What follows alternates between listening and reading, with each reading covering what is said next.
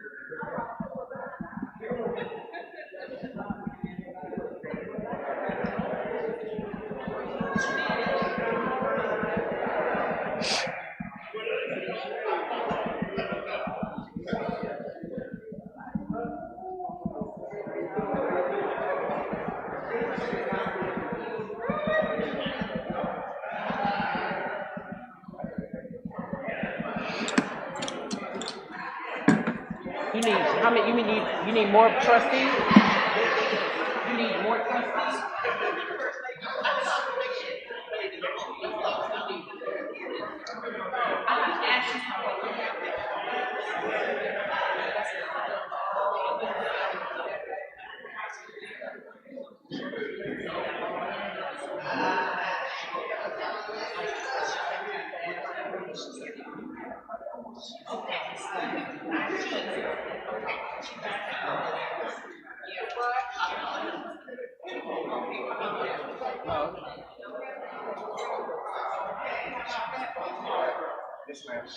Yeah.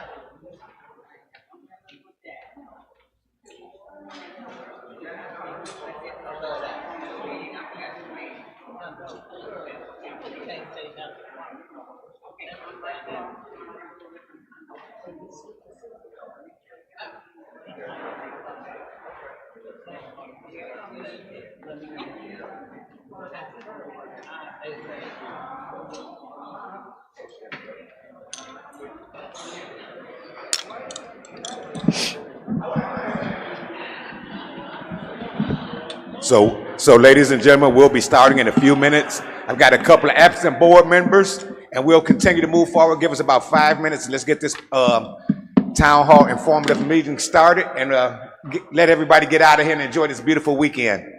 So give us about about 5 minutes.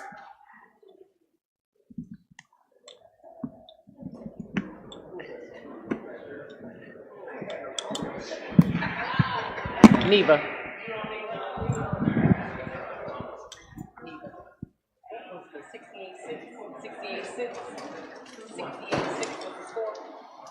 Oh, I think so. Yes. As of last night, 68-6.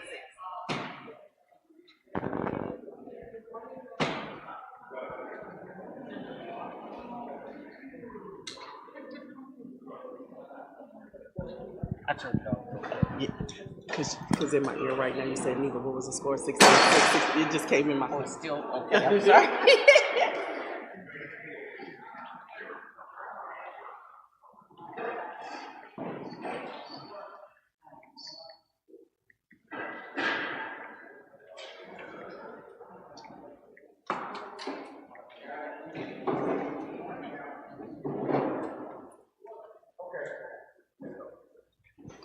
All righty. Good morning, good morning, good morning, everyone. Thank you all for being here. Give yourselves a round of applause.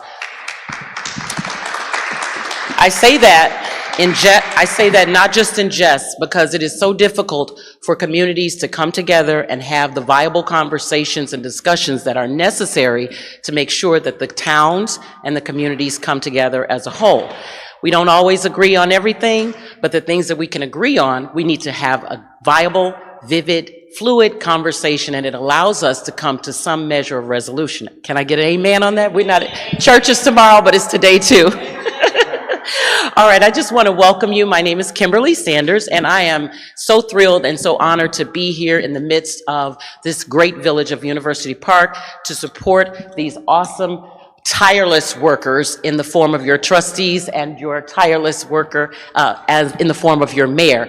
I had the privilege, and I have to say this because I'm here because I care about this community. I'm in a neighboring community, but I care very deeply for this community because I have friends that live here and I care, right? So I want to just introduce and ask you to join with me in welcoming your auspicious mayor, Joseph E. Rudez III. Trustee Sonia Jenkins Bell. And Trustee Gina Williams. And Trustee Karen Lewis. I work with this other person, and she is absolutely the hardest working person I've ever met in my life, and I'm pretty hard working, and it's the village manager, Elizabeth Scott. All right. I would be remiss if I didn't share, this is another hardworking Mr. Chris Vargas. He's our head of Public Works, and the chief who handles everything in the community, crime and everything, he handles it. Chief Dale Mitchell.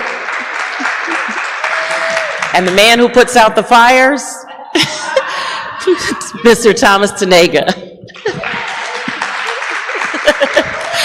I'm going to give kudos to the tireless photographer, videographer, Miss Neva Payton, yes.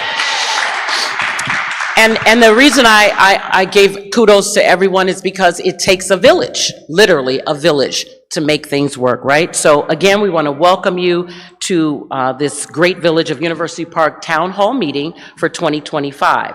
Now, before we get started, just a few things that I want to make sure I always do this. For anybody who doesn't know where the bathrooms are, it's straight through this door. If we need to get out of here for any reason, it's that door, and run quick, right? Stop, drop, and roll. All right, so I just want to encourage you. We have a small program here today, and we want to follow it as fluidly as possible. So it is going to start with prayer, an opening prayer by Pastor Randall White. I'm just wondering, give me a second, because I'm so imperfect, and I admit it. Let me do, yeah, it's the opening prayer, and then I'll come back after you, Pastor White. Pastor White, will you greet him with an applause?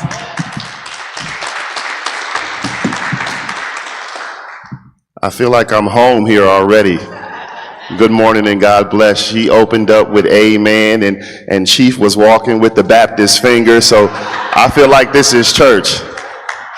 I want to give honor to the Honorable Mayor and the Board of Trustees. I thank you for the opportunity to come before you to pray. Anytime that we have the opportunity to pray, we should thank God, because they can try to take our rights from us, and we're grateful to have the right to pray. Amen. Let us bow our head and pray.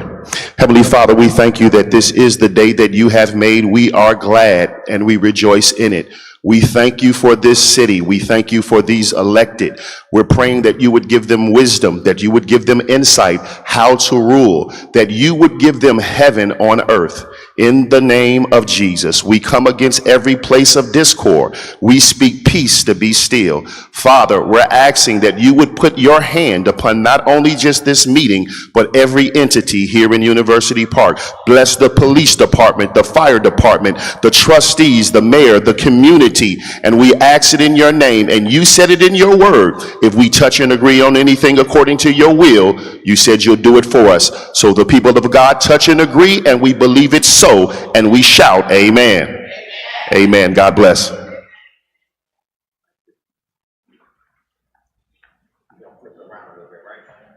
I just want to remind some of you who came in a little bit late, we're still waiting on some of our trustees. We haven't heard. I do think we got a message stating that our village clerk had a medical emergency, so she will not be in attendance, but we are still holding out that our other trustees will arrive shortly.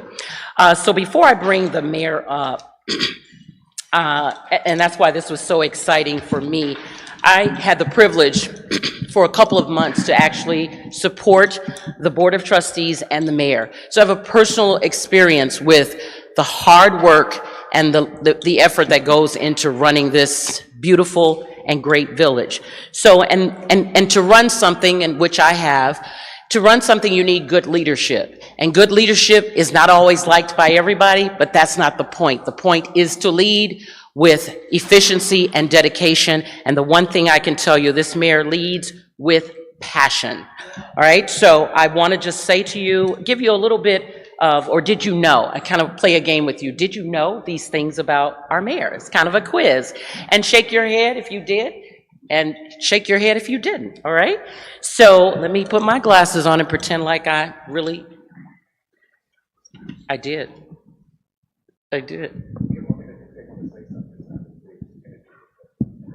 Again? Okay, well, they want me to, and I follow instructions to introduce the trustees again so that they can have a brief comment.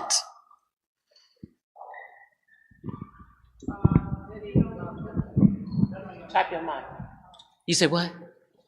Okay, all right. Good morning. I'm Trustee Sonia Jenkins Bell.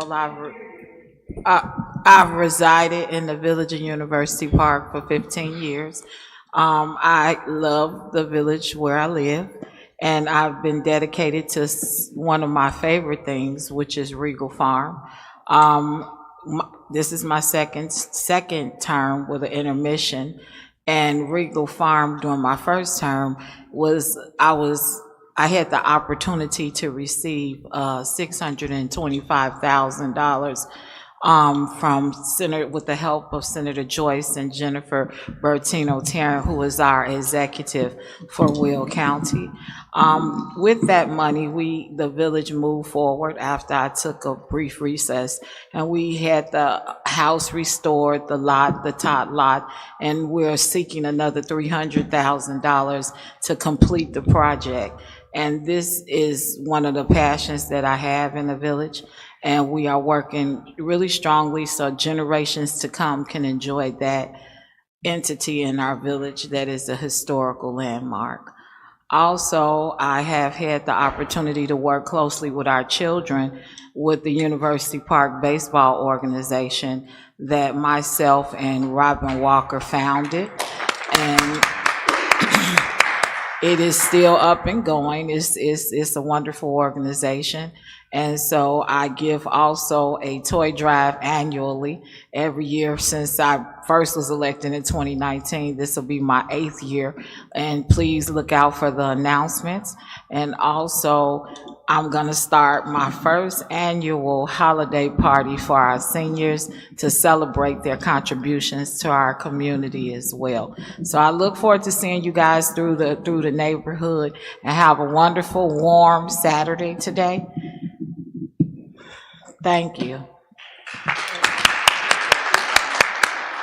Trustee Williams? Good morning, everyone, and I thank God that I'm here, and I thank God that you all are here. I just want you to know I am your aqua advocate. Many of you know that when it comes to that, I'm on it. 53 people almost had their water terminated, but because I took the initiative with a program called LIWAP and made sure that their water was not cut off. I talked to the manager at LIWAP, Ms. Robinson, and I talked to the manager at Aqua, Kelly, and they made sure those people's water didn't get cut off. Just this week, I had a resident contact me. Now, she's new to our village. Her first bill was $89. Her second bill was $129.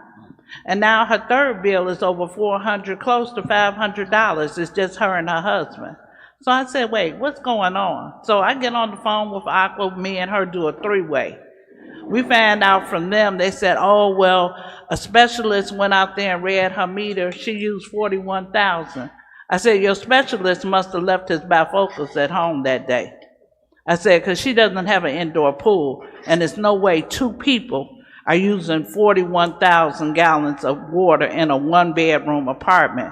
So the quest continues. They'll be on the phone with me on Monday. And as you all know, not only Aqua, but I started getting complaints from people about the HOAs they were in. So that was a concern. So I said, wait a minute. We're going to have to pull, I think we have 8 HOAs out here. And I went to manager Scott, and she agreed, yes, I want to have a town hall meeting for the HOAs. So that night we had over 70 people, and we sat here and we discussed. And even though we didn't get everything resolved, we are going to continue to push forward to make sure that their dues and the money that they're paying is being put to good use. I'm here for you 24/7. I get calls at 6 o'clock and don't stop to 10 o'clock. So I am working hard for this community. And even before I was a trustee, I was on the battlefield right there at that podium. And at that time, me and the mayor would go toe to toe. But I didn't care at that time. I did what I had to do, and I will continue to work for you. So know that I'm here for you, and I won't stop, can't stop. Trustee Lewis? Hi, I'm Trustee Lewis. I've been in the village 19 years. When I first moved out here, there were a lot of things going on. I joined the Mayor's Office of Special Events, and that time we were putting on many events in the village. I too am your aqua advocate. Over there in Monterey Village, our water was being shut off, and I got on the phone with the mayor and Senator Joyce, and we stopped the eviction of our water being cut off for the entire Monterey Village community. I want to say that I am bringing the Breast Cancer Forum. I am a 8-year survivor, and it is a passion of mine that we come together as a community just to talk about things that happen to us that we shut down and don't share with many people, not even our families. This disease takes over men, women, everything, and I'm not excluding, all cancers are important, but my passion is breast cancer. So I am having a forum October the 18th from 10 o'clock to noon. I want you all to come out. Also, I've been a part of this board where we bought many businesses in this community, the Quick Trip that we all run down to get our coffee and the gas, that's $2.98. Get on down there and fill up your cars, okay? Also, Carvana, Ryerson Steel. I am part of this board where we are bringing the Park District. I am so excited. I'm so excited because I'm an athlete, and I've talked to Mr. Battles, and we talk about many things, and he's bringing some great things here to University Park. I want you all to come out and join his HIT class. Join the HIT class, join the dance class, whatever it takes. Health and wealth needs to be an extra part of this community. It don't matter what age you are, you can get in the chair and exercise. So I'm glad that you all came out this morning, and I still represent you as Karen Lewis, the trustee of University Park. I'm kind of like Pastor Randall. Can the church say amen? So what I just heard and what you all just heard is passion, passion, passion, purpose, vision, and forward thinking. This is what the characteristics of these representatives who represent you in this great village of University Park. Now, I wouldn't allow the mayor to toot his own horn, so I'm going to toot it for him, and it is worthy to be tooted. So, I want to tell you, and maybe you don't know these things, your mayor, Mayor Joseph Rudez, is a former Public Works maintenance employee and a former president of the AFSCME, the 3837 Council 31 of University Park, as well as a former University Park Lions basketball and baseball coach. Mayor Rudez was elected in 2005 as village trustee. He served diligently from 2005 through 2017 as a trustee. After a 2-year break away from the public office, and you do need that, trust me, I know, winning the mayor's seat in 2019. So he came back. Through the pandemic and the University Park water crisis, Mayor Rudez has applied his experience to bring new businesses such as Amazon, Century Steel and Wire, Carvana, Quick Trip, Samsung, Dollar Tree, and more is coming. So look forward to the great things that your leadership is bringing to this town. His administration has overcome 7 years of delinquent audits, no MFT funding, a bond rating of D minus rather. The first time in the history of University Park, but today, this is where our village stands, I should say. We're recovering, and the progress is like you've never seen before. A financial surplus for the first time in the history of University Park. Recipients of the prestigious Chicago Defender Man of the Year Vanguard Award was won by our mayor in 2025. Deserves a round of applause. And most recently, he is going to, now this guy is multifaceted and diverse in so many ways. He's going to do a cameo, so you guys got to see this, in the Nutcracker Beyond for Christmas, portraying Winston Churchill of all people. So you've got to see this Academy Award cameo that he's going to do. But the thing that I will say personally that has inspired me as a community member, as a former Board of Education member, I'm a staunch supporter of education, is his willingness to start and be a collaborative partner in the mentorship programs at our high schools. Most recently, we were involved, I too, in the gang prevention. We had problems at our schools, and the mayor jumped up and said, "How can I help?" And not only did he speak it, he executed and he did it. So this is the kind of mayor, this is the kind of board that you can count on to come forward with their passion, their purpose, and their vision to ensure that this continues to be the great village of University Park. So without further ado, I will call next up is the mayor, Mayor Joseph Rudez.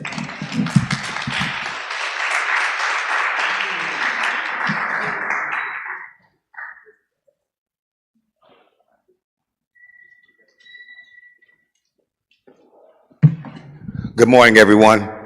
And first of all, I'd like to thank everyone for coming out. I appreciate the hundreds of residents that are here today. And you know, there's so many at the door. I really appreciate everybody coming out to see what's happening in the community. And it's a good thing. So I won't belabor you long. We're going to go through this, give you the information that's necessary, the factual information, and you guys can be encouraged on how the community is growing like we've never grown before.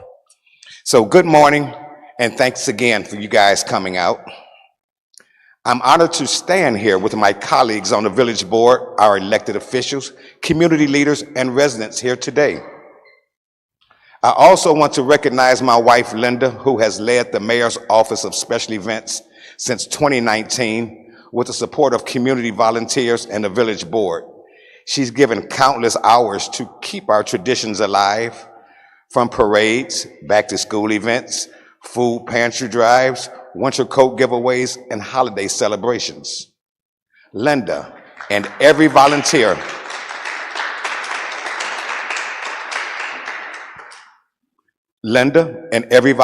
remind us that community means caring.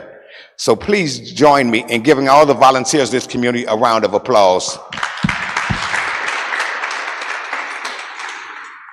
Thank you. For the past 6 years, we've worked side by side, trustees, village staff, residents, and community partners to find common ground and move University Park forward.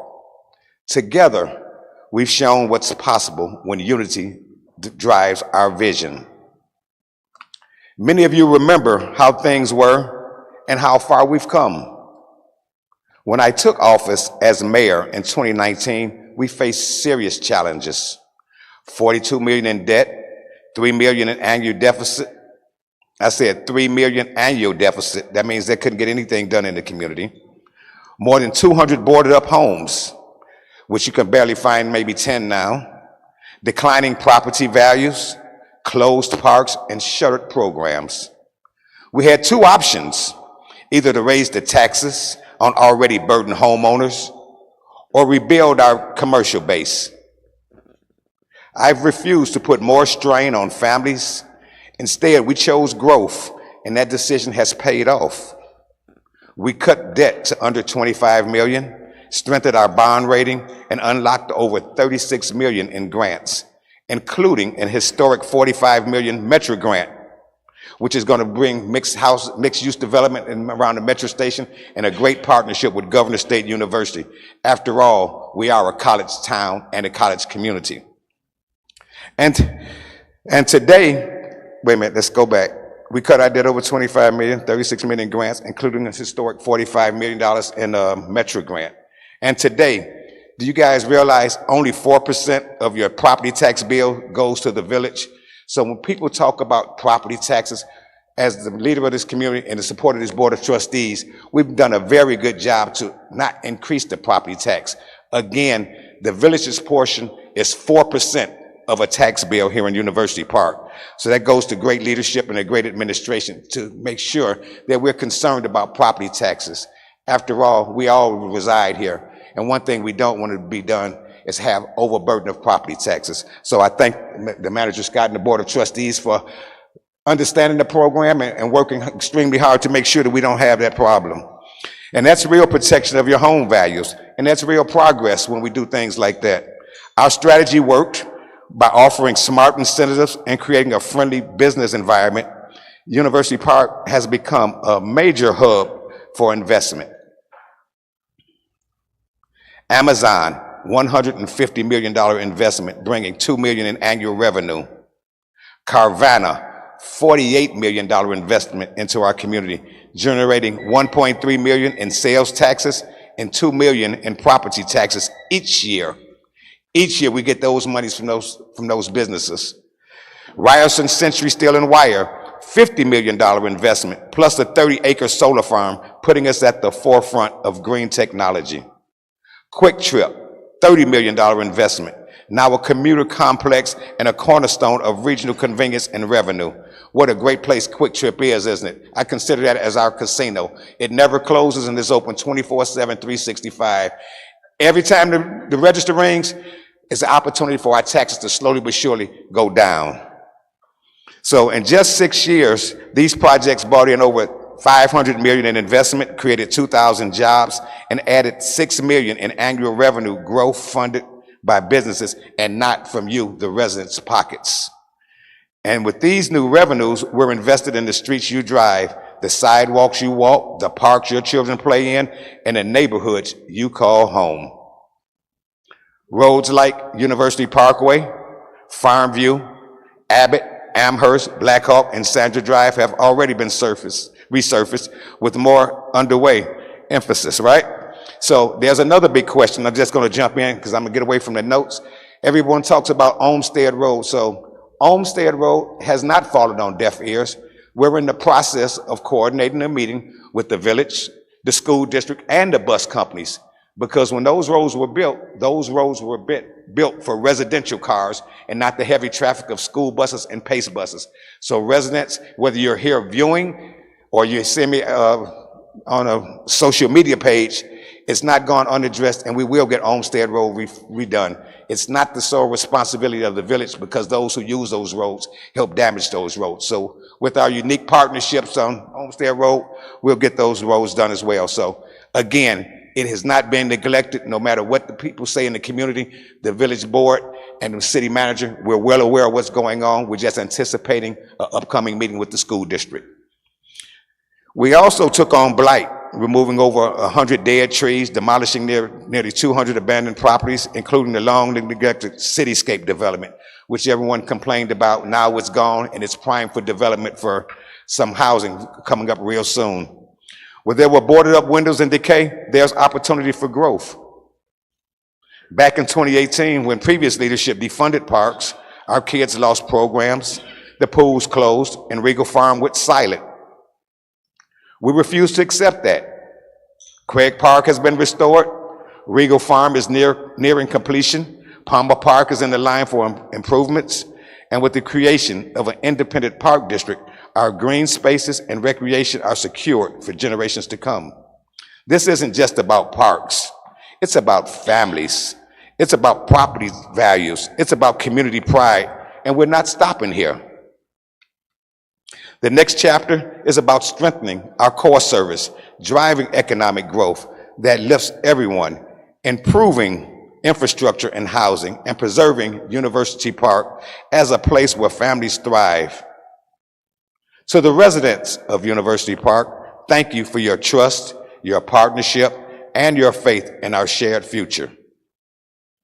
Together, we've turned deficits into stability, blight into renewable, and uncertain into vision. As your mayor, I pledge to keep working with our trustees, our employees, and with you, the great people of University Park, to make sure University Park remains strong, safe, stable, and united. Because this is more than government, this is community, this is what we all call home. And thank you, and may God bless you and your families.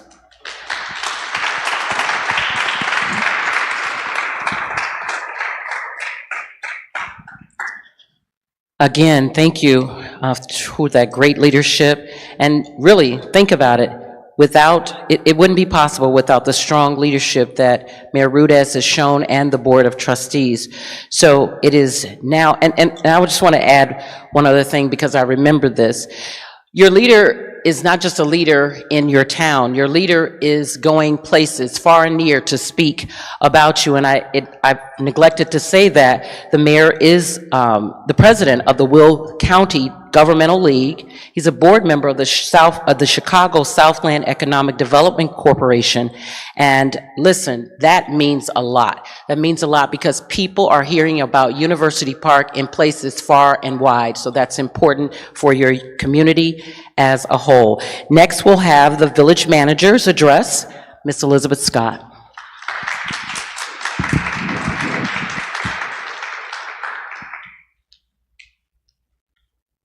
Good morning, University Park. First, I'd like to welcome our residents, our elected officials, and all of our community leaders to this morning's town hall. This is our chance to come together, hear what's happening in our village, and talk about the progress we're making as we continue to move forward. Let me first start off by recognizing our leadership team. Once again, Mayor Joseph Rudez, Clerk D. Jones, who is not present, trustees Theo Brooks, Jewel Thompson, and Donna Fulcher, who also weren't able to make it, but I would like to recognize those that did take time out of their day. So thank you to Trustee Karen Lewis, Trustee Gina Williams, and Trustee Sonia Jenkins Bell. I'd also like to give recognition to any other elected officials. I know that we have our chair for our Police and Fire Commission, Roosevelt Martin. Thank you so much for coming. And also Minister White, who represents another community. So thank you all for being here. And also Vernita, who is the Planning Commission chair. Vernita, thank you. Sorry about that. Thank you, Mayor.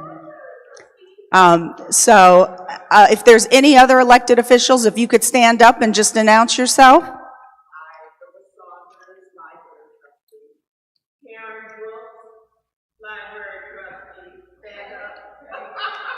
Thank you so much for coming. Now, let me say this. It has been an honor to serve as your village manager.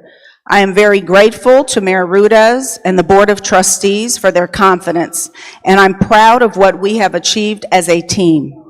However, my success and the success of the village would not be possible without my staff. So right now, I'd like all of my staff in the audience and sitting up here to please stand. Can you please give them a round of applause?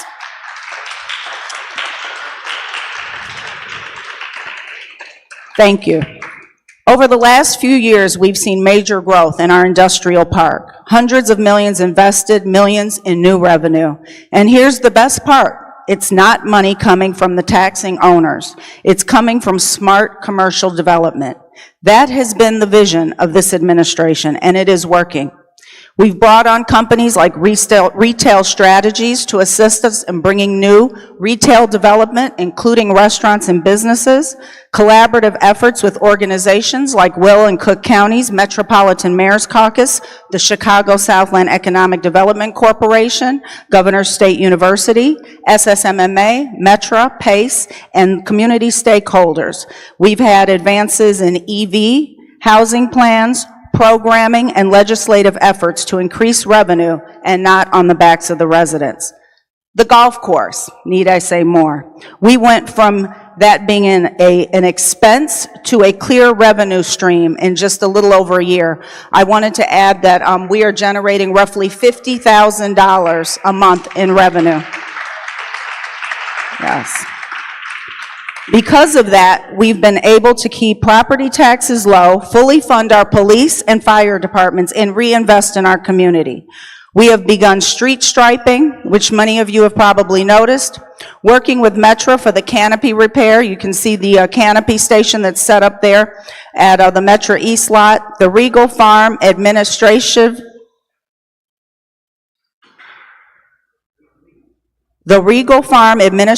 Building, which has been a passionate project for Trustee Jenkins, who I've been collaborating with off and on since my onset of beginning work here. We will begin revitalizing within the next couple weeks. We're reallocating some grant funding to revitalize the baseball fields. We did resurface, as the mayor said, Blackhawk and the storm repair on Sandra Drive, in which we were also able to leverage grant funding. We will continue to repair streets in the coming spring with focus on the next set of repairs, including Thornwood Mall Drive, large portions of Burnham, including the overpasses, and Olmsted. And even we laid the foundation for a new park district. And you can see the results. Home values are up 42% in just 5 years. We went from operating at roughly a $1.1 million deficit to operating in the black. The village is getting caught up with our audits. We are working aggressively and have created a schedule with the state to complete the fiscal year 22 budget at the end of this year, and we anticipate being caught up by the end of 2026. Those that understand the work that entails to get audits caught up understand how amazing that is, to have been able to catch up on several years of audits in just the past few years. I have to mention we became one of the first municipalities in the entire United States to become EV ready. I was really grateful that the entire board showed up to support this effort. As a result, the charging stations are getting ready to go up before the end of this year. We are going to have economic development people that are going to go into detail. I don't like to explain all of the work. I'm going to have some people to come up, including the department heads who I rely on to work on to get these things done for the community. It will become a generating revenue. The charging stations to the village, we're ballparking roughly $45,000 for the charging stations in revenue. We're collaborating with Governor State in talks to develop athletic and student housing, which we will be presenting the housing plan to the Board of Governor State next week. Please, I invite all of you to take a housing plan. It's also available on our website. If you need additional copies, feel free to come to Village Hall.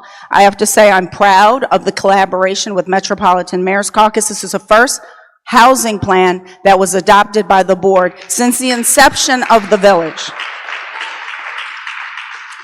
We also have funded the departments with new equipment for the fire department, including ordering another ambulance, two new snow plows, which will be arriving in the next few weeks, new vehicles for every department, new body-worn cameras in the police department and fire department with radios and life-saving equipment. My biggest triumph is reinvesting in the employees by providing them the opportunity to have training that sometimes they didn't get in the past. This fosters better outcomes and performance for the quality of life that the residents so deserve. I also wanted to mention some statistics because I think it's important. People can come up here and say things are getting better. I want you to know that the property tax rate has consistently gone down. In 2014, I looked it up, it was 4.9%. It ballooned to 5.5% in 2015, and it now, as of today, is a 4.1% tax rate. That is great. When you think of a time when taxes are going up, especially in Cook County and surrounding municipalities, for the village to keep their portion down is a good thing. We also went from operating, as the mayor said, at a deficit every year for our general operating fund. We are now operating in a surplus. So all of this is something that affects the quality of life, improves the quality of life, revitalizes the community, and that is real progress for our families and our future. Our village is moving forward with great momentum. The future is bright, and the best is yet to come.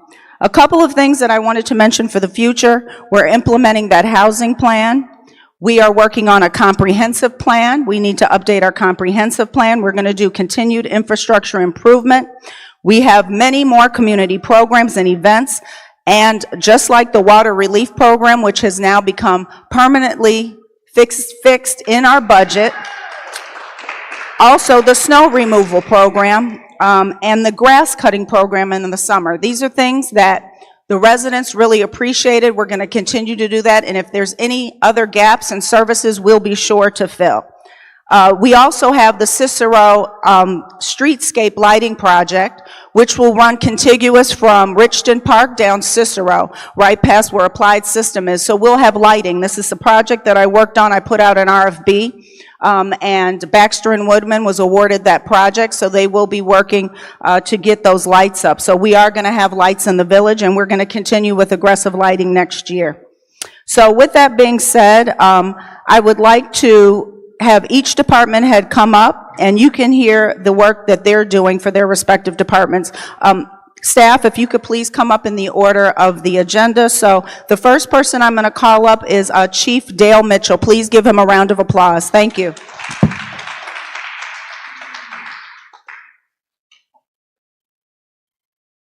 Good morning, everyone.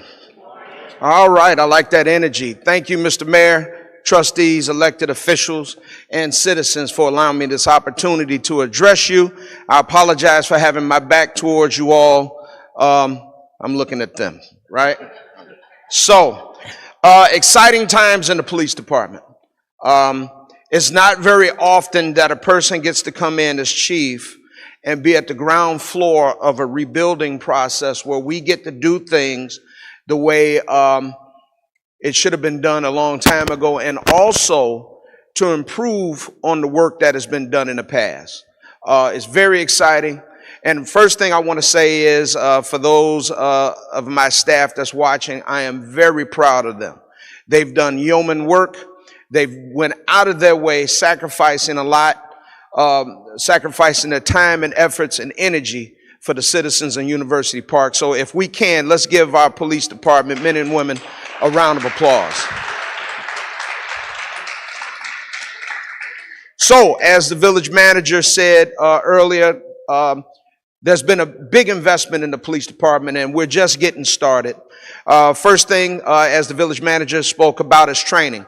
So, we've ramped up our training schedule where we have people going to staff and command, updates and mandates, meeting the state mandated levels of training that quite frankly weren't done in the past. Equipment. The police department has seen, with the investment from the village board and the village, investments in equipment. We have updated computers now, body cams, which are mandated by the state, one for each police officer. Squad cars, I'm sure you've all seen them. They were looking, squad cars with a updated squad car striping pattern.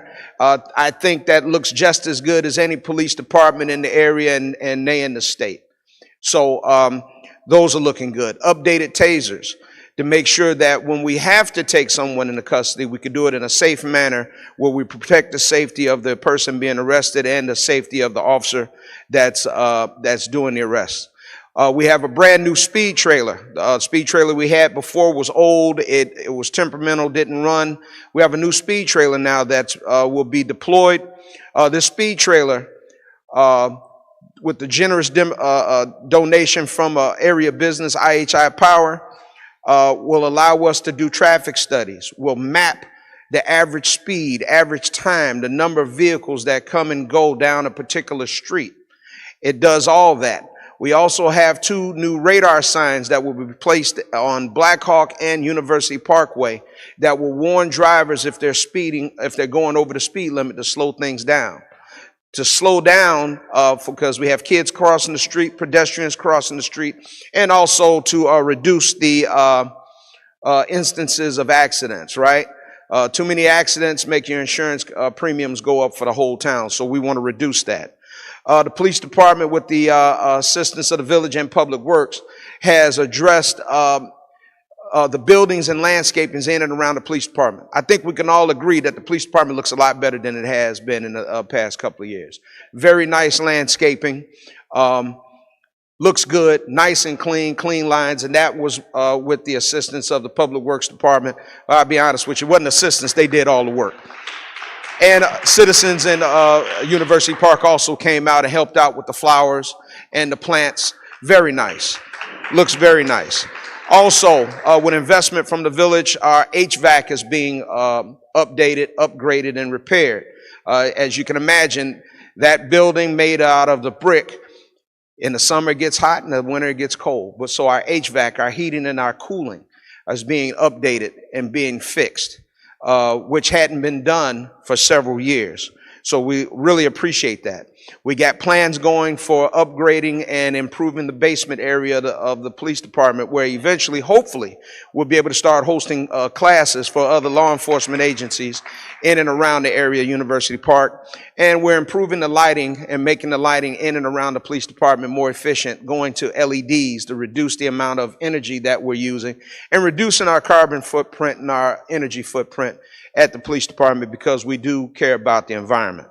The police department is currently actively recruiting. We're hiring. We'll continue to hire. We'll be going online for an online entry-level test. So pay attention to our Facebook page and our village webpage. for the announcements for that. And I'm going to say this, if you have a young person over 21, below the age of 35, that you want to get out your basement, want to get out your couch, get out your refrigerator, we're starting them at close to $65,000 a year, and it'll give them a career that they can be proud of. Have them sign up to take this test. Anybody you may know, we want them male, female, we don't care. We want them to come, but people of good character now. We want to make sure that people of good character. We've upgraded our computers, our IT, and our software. We use a new software like DACRA, Critical Reach, LexisNexis, that brings us into the 21st century with other police departments. Our traffic enforcement and our road safety. As you know, we've increased the number of speed bumps that we've placed throughout the town to slow our drivers down. As we know, people sometimes they get that lead foot, right? And we want to slow them down. And I believe that that's had a dramatic effect. We've increased our partnerships and our relationships with area police departments and other services. We've partnered with the Crisis Center for South Suburbia to help us bring services to people that are experiencing domestic violence and crisis situations. We've partnered with Grand Prairie Services for behavioral health services free of charge to help us address those issues of behavioral and mental health in and around the village. Monthly, we have Chat with a Chief, where you can meet me here at 90 Town Center, where you can talk to me about anything and everywhere. It's generally either the fourth Thursday or Friday, depending on what else is going on here of the month, here at Chat with a Chief. I'm going to tell you about crime. Crime is down by over 10%. Violent crime is down by close to 50%. I think you all can agree that the town is quiet for the most part. We don't have a whole lot of instances of things that are happening in other towns. You see it in the news, things happen in other places. It's not happening here at University Park. But we don't want to rest on our laurels. We still need your help. See something, say something. Call us if you see something. Call us if you think something is happening. We want to make sure that we provide a safe working and living environment for all you citizens, those people that visit and or work in University Park. We'll continue, we have done so and continue to host programs like Cop on Top, National Night Out, Shop with a Cop, which is coming up, and we're taking donations. We want to take deserving young people here in University Park. We take them out in December to go shopping for Christmas. So we're taking cash donations. We don't pick the children. The school district picks the children, and we take them out. We've done it for the past 2 years. We think the program goes real well. We'll take anything, $5, $10, gift cards, that type of thing. Finally, dealing with our relationships. We're reestablishing relationships where officers will be part of various regional teams, SWAT, major accidents, major crimes. And myself, I've just been, this is a shameless plug on my end. I've just been sworn in and installed as the president of South Suburban Association of Chiefs of Police. I believe that brings, honor to the village, brings resources and cooperation. And lastly, the police department has applied for and received over $250,000 worth of grants that we use to relieve our burden on for equipment and services from the taxpayers and the village coffers. So the police department is looking up. We're moving on up. We're doing better, and we're going to continue to move forward. Thank you. Yes. So we will be coming up soon having officers on bikes. We will be coming up soon having officers on foot patrol. And also, I want to make sure that we talk about it. This month, October, is Breast Cancer Awareness Month. The police department will be, I'm not getting undressed, y'all. Police department, with the proceeds going towards breast cancer, will be selling our pink patches for breast cancer awareness. So please come to the police department at $20 a piece, and the proceeds will go to breast cancer research and help eliminate that scourge from our communities. That ends my report. Thank you, Mr. Mayor. Thank you, board.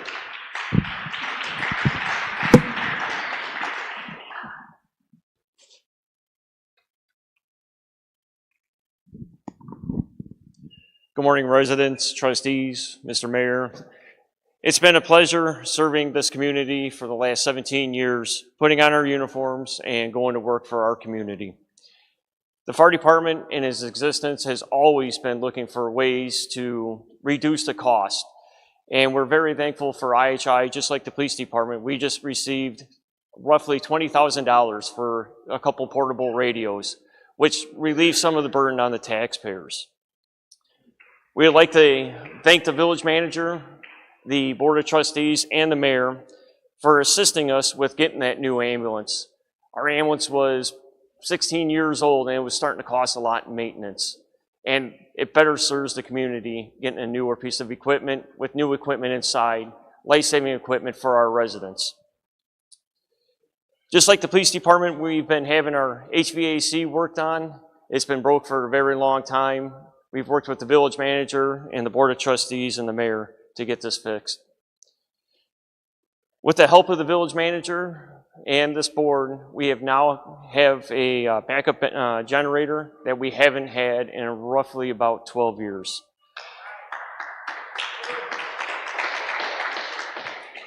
The village board assists us in getting CAD, computer-aided dispatching, in all of our vehicles. This is a backup to our radio system. If something should happen and that goes down, we can still communicate, get our calls, and still service the community. We've been working with the Police and Fire Commission on recruiting applicants and testing, and we're very thankful for that. Currently, we are transitioning into a new computer software system, and it's more efficient for the community and for the fire department. We've been preparing a budget for the fire department, and it's reducing costs. We're looking for more ways to save money. We have filed for a few grants totaling roughly about $100,000. So we're very hopeful that we're going to get that from the federal government and from the state of Illinois. We will be offering CPR this fall. We are working with the Mose Committee on another date. There's going to be a maximum of 9 people because that's all the certification instructor is allowed to teach at one time. We have offered the CPR earlier in the year and we had a very good turnout, so we're very thankful for that because we're putting the life-saving knowledge into our community residents, so if something should happen, they can assist their loved ones or their neighbors. We are looking at starting some more community programs. We are working as a fire department to establish everything on that, so there should be some stuff coming out very shortly for the community. Like the village manager said too, we have been very focusing on training. We've kind of revamped our whole training for the fire department. I'm a very training-oriented kind of person. This is to better serve our community. We're working with our neighbors because if we do have a fire or a mass casualty incident of an accident or anything that medical needs, we are all on the same page and we're all going to serve the residents the best. And that includes with our neighbors coming over here and helping us in the time of need. We are getting busier, so sometimes you will see our neighboring communities here, unfortunately. With that, I'll pass it off to Public Works Superintendent Chris Vargas.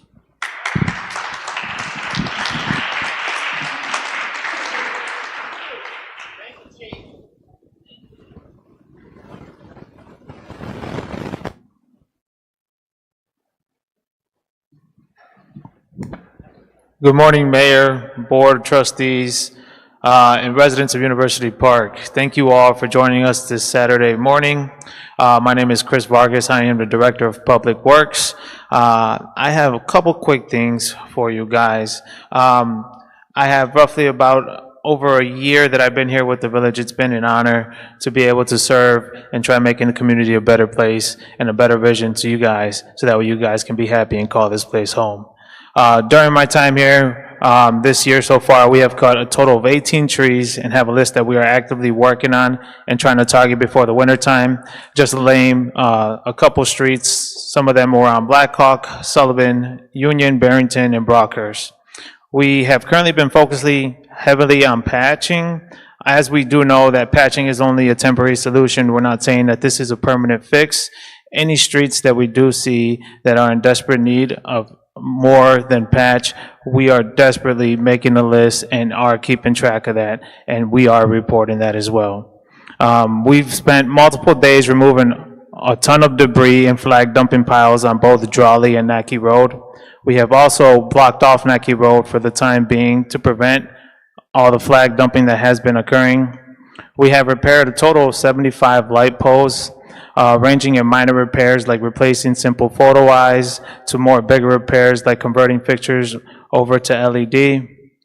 I have been in communication with Universal Lighting regarding the missing black decorative poles that everyone sees here on University Parkway. All of those have been approved by the village manager and have been ordered, so we are waiting for that.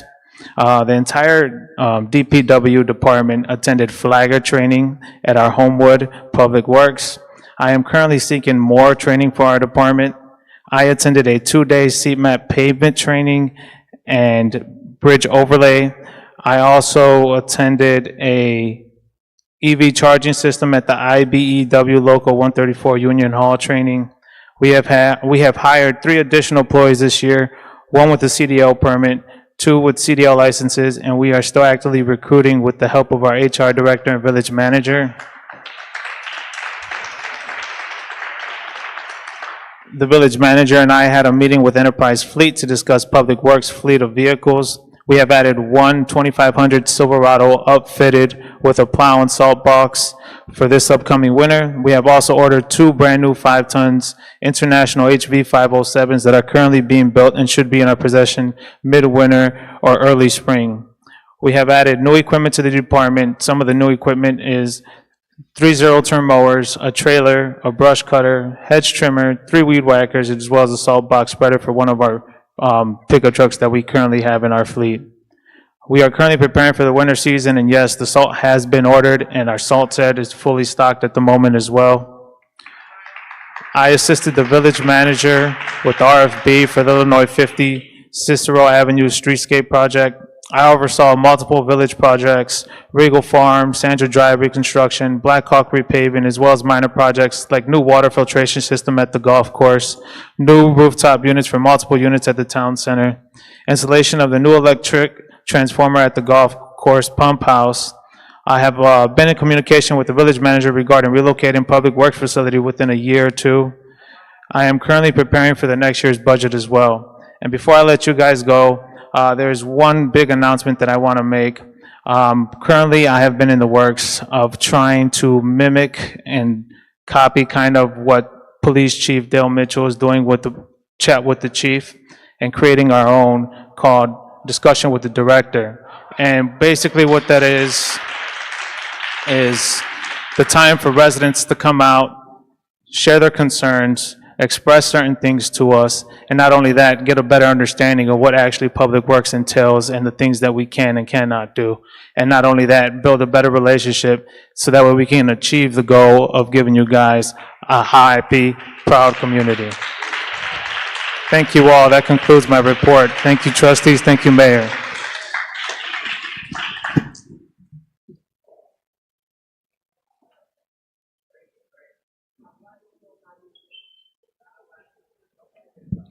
Good morning, everyone. Good morning, Mayor, Board, and trustees. Thank you for having us today.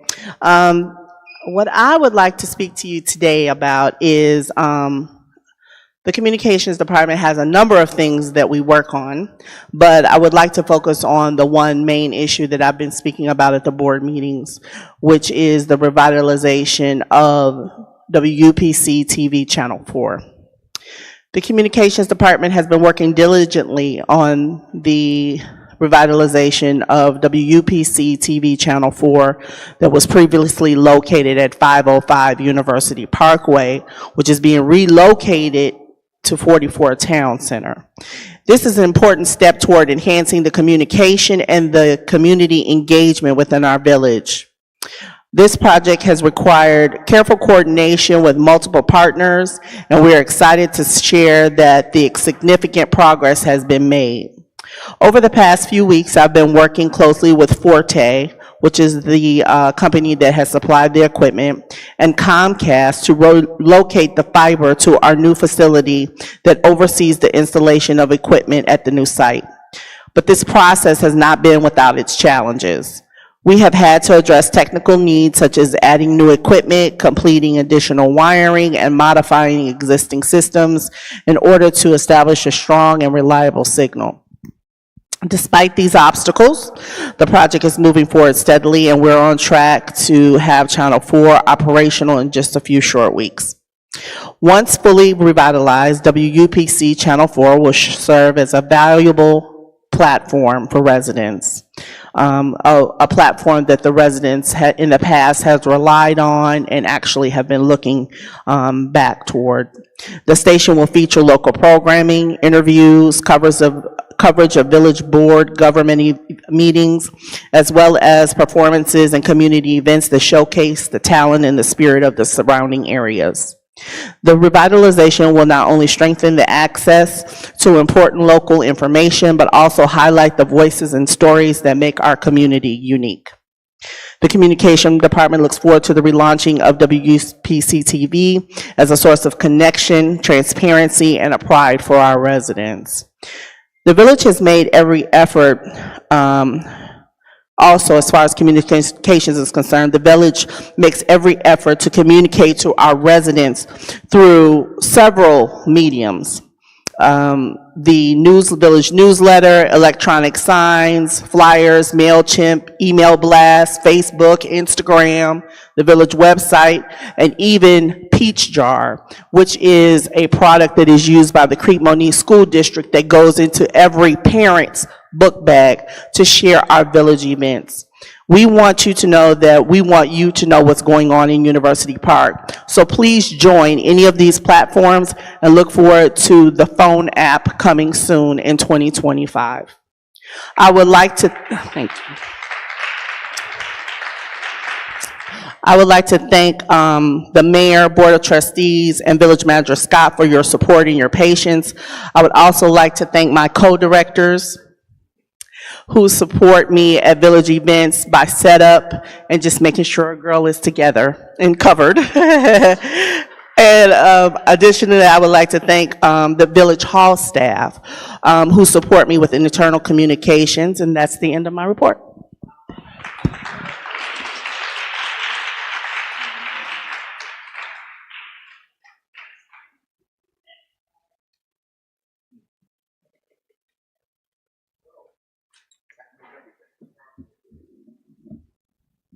Good morning, all. Good morning, trustees. Good morning, Mayor. My name is Angela Blacher. I'm honored to serve as the new Human Resources Director for the Village of University Park. I began my role here on August 4th, 2025, but I bring to the table more than 34 years of experience. Okay, thanks, God. It works. I bring more than 30 years of experience into the human resources field.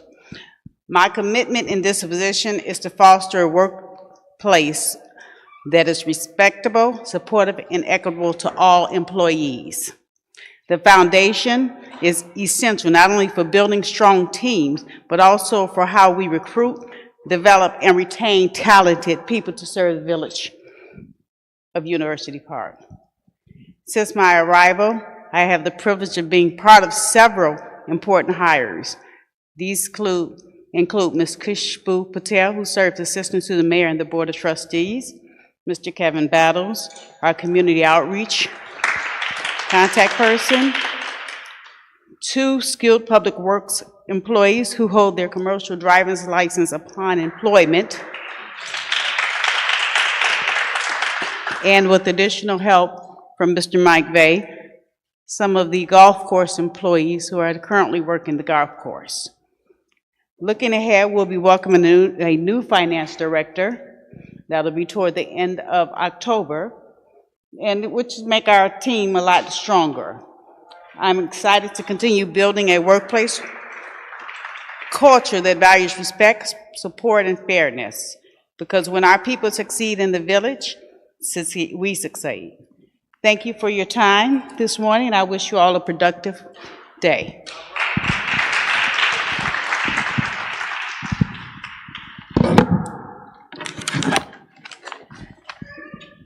I give up.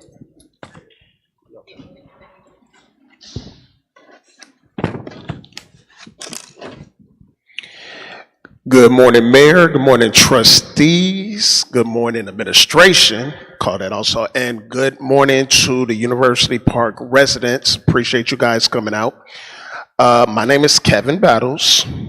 I am the Community Outreach Coordinator for the Village of University Park.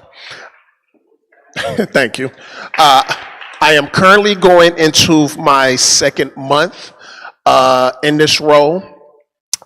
This role in detail provides events, programs, specialized services to take place in University Park.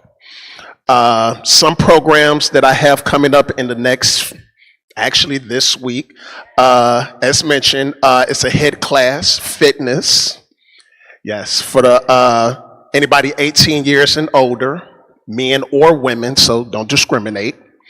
Also, the day after that, for seniors, we have a Medicare 101 hosted by Devoted Health here in 90 Town Center.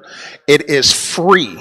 It is free. The only thing that's required is for you to register. Okay. The next event, the day after that, is Senior Bingo at the University Golf Club.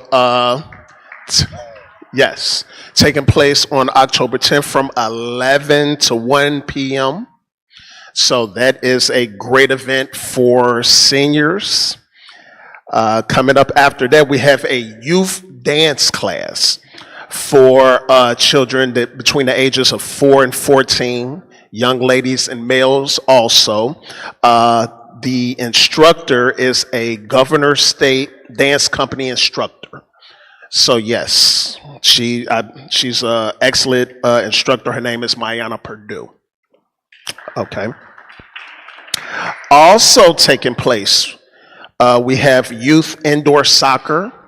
The first session will take place October 20th. We will be rotating between Coretta Scott King and Crete Moni Middle School. That's for ages 6 to 9 and 10 to 13, and that will run Monday and Thursdays between 6 and 8. I am currently working, well, I can't say currently working, I have a list of events taking place in 2026. So from January all the way to December 2026. Some of those events taking place is another Black History Expo taking place here. Also, again, taking place in partnership with Governor State, we will have a concert highlighting the arts in the community and surrounding communities, so that's a big partnership as well. Another one that I kind of kept close to the vest, and I don't think anybody knows, only a few people in here that knows, I am working on a 2-day Black Food Truck Festival for Juneteenth. So I'm very excited about that one. That had the opportunity to be a big event in the Chicagoland area, state of Illinois, the Midwest. So I am working on a lot of things to bring University Park back to what I remember it used to be many years ago. Yes. So thank you. I appreciate you coming out, taking time to listen to me speak. And that's the end of my report.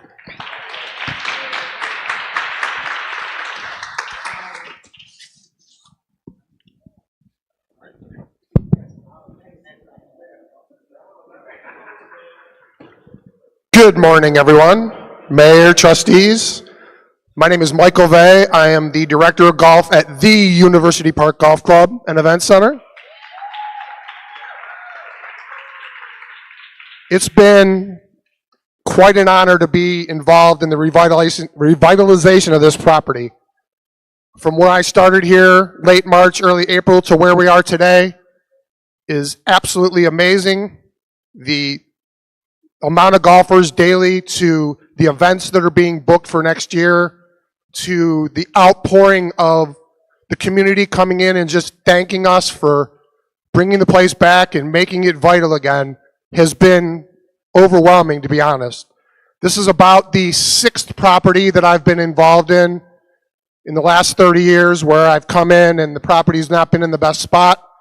This has grown so fast. You guys should be so proud of what you have over there. The biggest thing I think we've accomplished is we've created confidence in the golf community.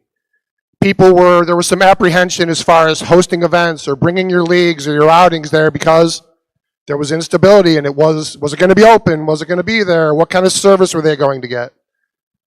The stuff that's been booked and the outreach as far as what's going on in the future is unbelievable. We have 11 golf outings already set up for next year. We had 1 this year. We had no leagues this year. We have 7 committed for next year. We've gotten the high school commitments from both rich schools, high schools, Bloom High School, Piatone High School, and of course, the Governor State University. They're going to call University Park their home for 2026. So excited to be a part of this. Thank you for all the support from the mayor, from village manager Scott. It's been amazing. The whole fall schedule, working with Kevin here, we've got a bunch of events going on. Stop in. The restaurant's going to be open full time starting the middle of October. There's going to be a big push for that. And we're going to keep moving. Thank you very much for your time. Stop out and see the place. Have a great weekend.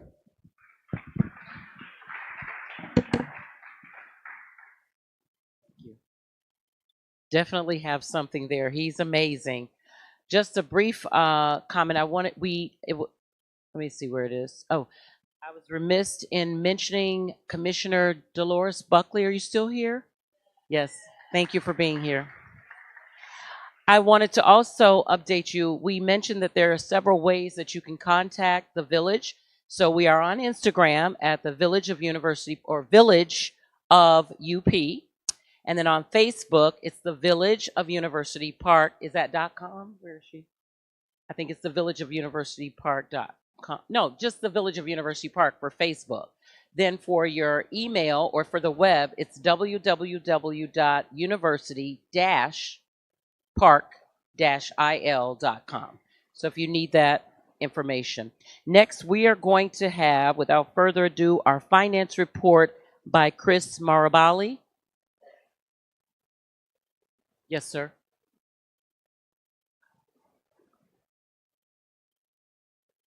Oh, I don't have my text. But I'm going to acknowledge, I see Trustee Theo Brooks. I did say Miss Buckley. And I'm going to say to an honor to raise our hand to Trustee Liz. Liz Williams, right? Yeah. That's right. Thank you. Sorry for the oversight. Okay. All right, Chris, it's on you.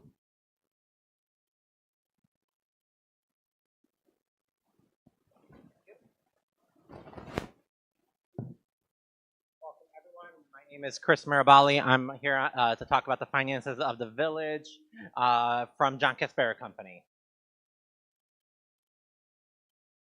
So I'm going to go over, the way I've broken this down is we're going to start talking about the historical of where we've been over the last few years, and then I'll talk about the things that are going on currently between the golf course and the overall values of the properties within the village. So historically, our revenues. So as this chart can show you, our revenues for the village have been ranging around 30 to 33 million each year.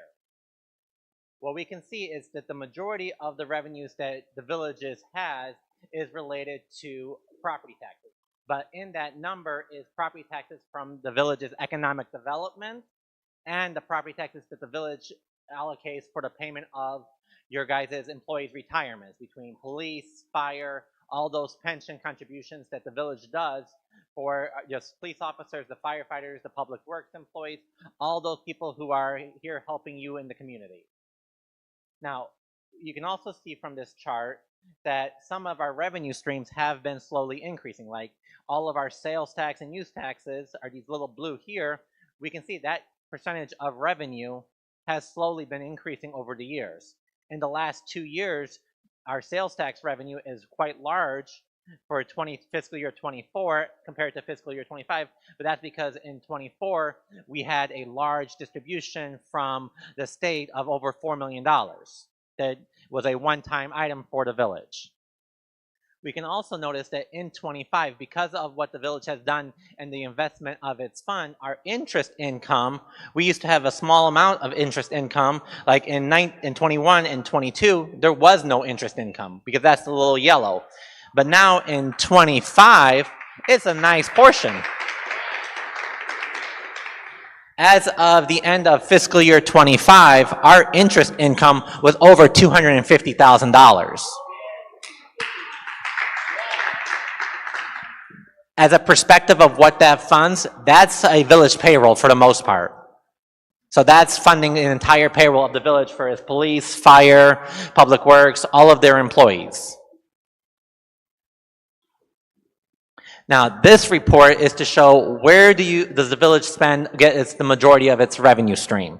So the main two spots where the village gets its revenue is the general fund and its economic development, the capital projects funds. So we have over 60% of the revenue the village receives over the last 2 years is related to general fund operations, which matches where the village spends the majority of its expenditures.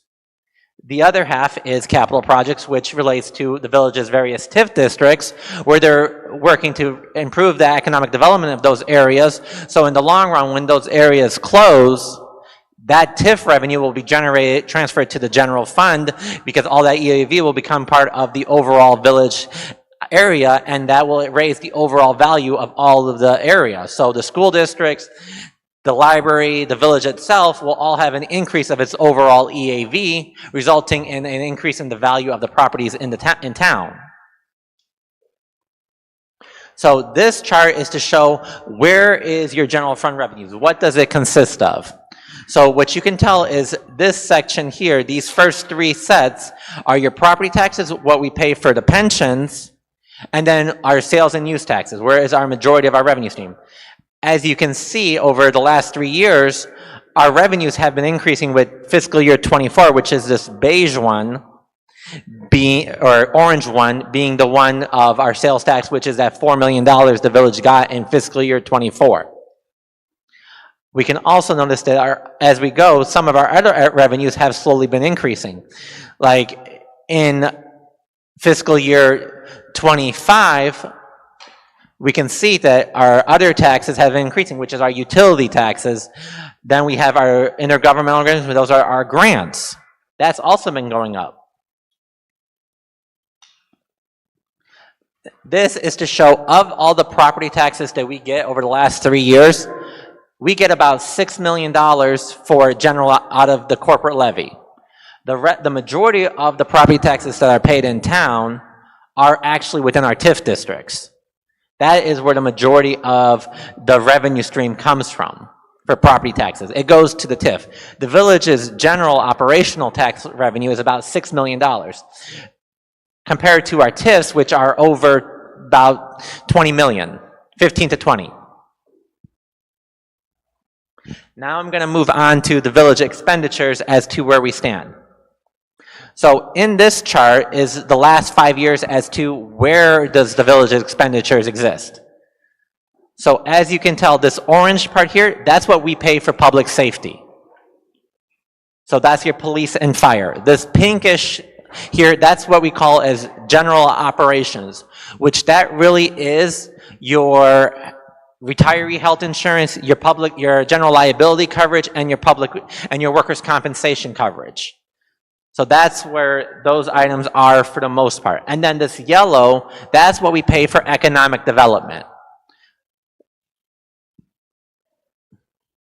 So in this chart, I gave it similar to how we have for the revenues, where I broke it down as to where are your major revenues are. Here is your major expenditures for between the last 2 fiscal years. So the items in yellow, that's your general fund. So that is everything that the village main operation. So your public safety, your public works, your village hall, all those expenses that they do to service the residents, that's the yellow.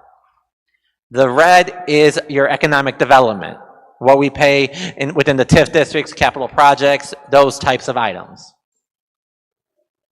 So this chart is to give you a breakdown of what is our general fund expenditures.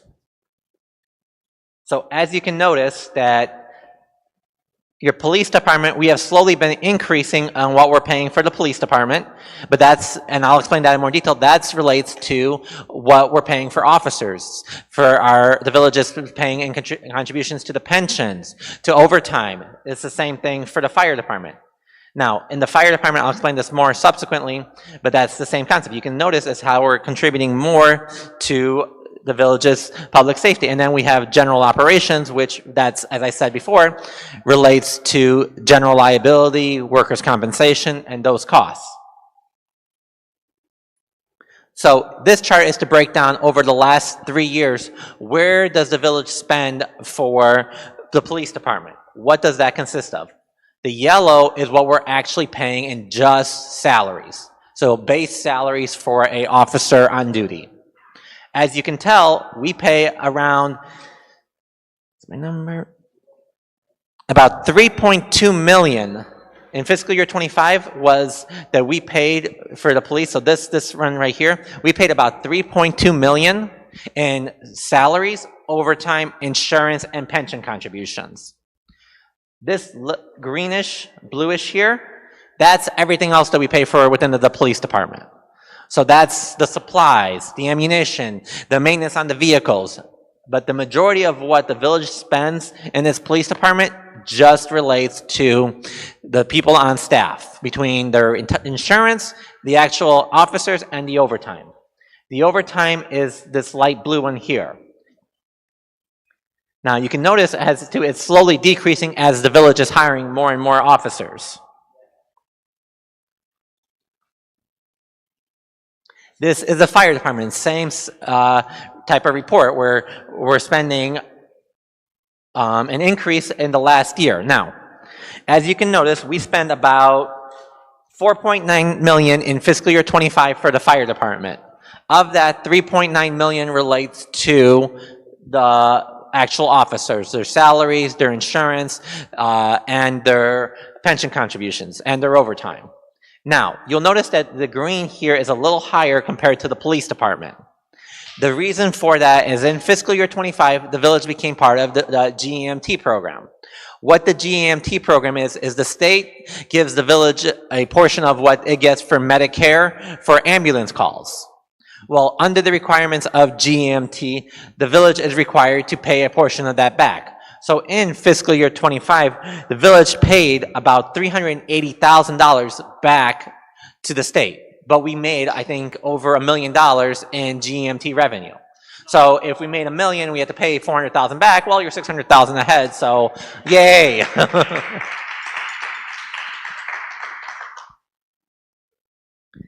So those were my prior historical context of where the village is.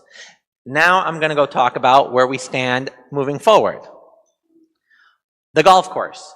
So the operational changes since the village took over operating the golf course is reflected here. So in fiscal year 24, excuse me, the village took over operating the golf course, but we weren't really operating it.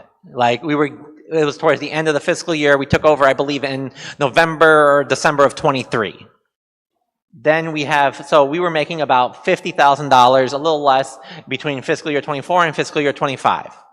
Now that we are fully open and is fully running through Director Vey, we are making every month over $50,000. So, in May of 25, we made about $65,000. In June of 25, $103,000. I haven't got to the best one yet. In July, $94,000. In August, $155,000. Yes! Yes. And then in September, $120,000. Oh.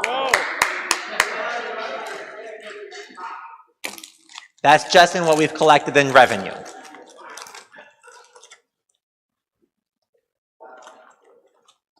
The other long-term item is your guys' police and fire pension, because under state law, all local governments have until about 2040 to get about 90% funded for your police and fire pension funds. As you can tell from this chart, this is the last 5 years as to where we stand for the pension. The items in orange is your guys' pension liability. The yellow, the middle yellow, that is your pension assets. So how much of your pension funds are related to their assets, and then the secondary yellow is where we are, the difference between your liability and your actual assets. As you can notice, the liability has been going up slightly, but so has your guys' overall assets and the percent that is funded. So this is the combination of all three, police, fire, and IMRF. This is a breakdown of each one. So this is fire pension first. What you will notice is similar to the chart previously. The red is the liability, the orange is the pension assets, and the yellow is the percentage of the difference between the liability and the assets. As you can notice, our yellow is going up. So we're funding more and more of our pension now. You'll notice that there's a little bit of a up and down here. Well, what that consists of is that the actuaries who determine where we stand on the liability in comparison to the assets, they've had in these last 3 years what they call is changes in assumptions. What those changes in assumption do is it impacts the overall liability. So in 22 to 24, in 22, they had a 5.9 million change in assumption reducing the liability. In 23, they had a 1.6 million increase in change in the assumption. And then in 24, a 2.2 million decrease in the liability, a change in assumptions. We as a village cannot do anything about changes in assumption because none of us are actuaries. That's all under the actuarial standards as controlled by an enrolled actuary at the state level. But from the village perspective, what the village has been doing is it's been consistently increasing what it contributes to the pension fund so that it can start paying down that overall liability. None of this takes into consideration what we're doing in this current fiscal year with the closure of TIP 5 that the village moved a lot more into what is contributing to the pension funds. So that in the long run is going to decrease what the overall liability is going to be. This is similar for police department. So the blue is the pension liability, the orange is the assets, and the yellow is the difference between the liability and the assets. As you can see, over the last 3 years, that number has been going up. So the overall liability, our contribution, as we're knocking down what we owe, or the village is knocking down what they owe. And we've also been contributing more. The village, on average, contributes about $600,000, $700,000 a year to its pension fund for both, each one individually. So that's about $1.3 million. Now, IMRF is a similar item. Now, IMRF, I did not include the contributions because the IMRF contributions, the village pays monthly when it submits its report, and those are not as high. They're about $20,000 every month. So it artificially reflected the chart as differently. And IMRF, they tend to get higher returns compared to police and fire. That was one of the reasons why at the state level, they changed the law to require all except for Chicago, police and fire pension funds to move their investment authority to the state. Because the logic was that if the state ran it like IMRF, they tend to get higher returns than individual pension funds through the reduction of administrative costs, and they got higher returns. So the state removed the authority of police and fire to invest their funds, and just now it's all being handled at the state level. And we'll see how that returns, because the IMRF tends to get over 7% every year in investment returns, which is why if you look, the net liability for the last 10 years, for the most part, the assets exceeded the liability for IMRF, for the village. So in these 2 years right here, we have more pension assets than we do as a liability. So this is a breakdown of your 3 pension funds as to what it consists of. The red is fire department, the blue is the police, and then yellow is IMRF. So as you can tell, the majority of our pension liability is police and fire. It's about 40% for fire, 36% for police, and about 20% for IMRF. This is a chart of what your police and fire pension contribution have been over the last 5 years.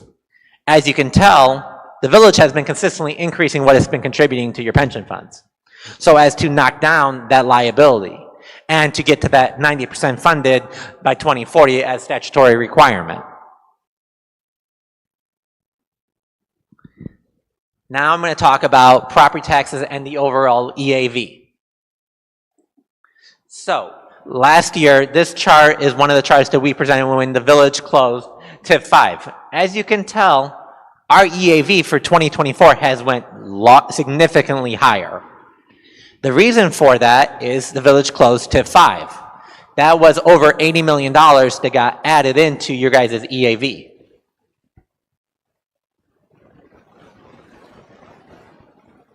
This is your guys' village tax rate.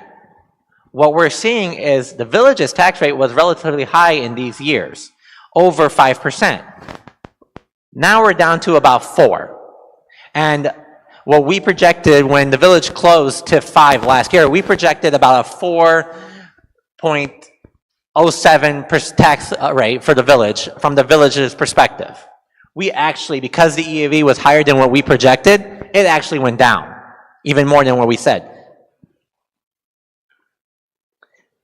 So this chart is to show, similar to what the other one was, this is what the TIF 5's EAV was. It was 0 at the end of 24 because it was closed. Tax year 24, which would have been this year's collections. And now that's our new EAV. So that is what is being used to calculate the tax bills that you guys are currently receiving. That is what is being evaluated over.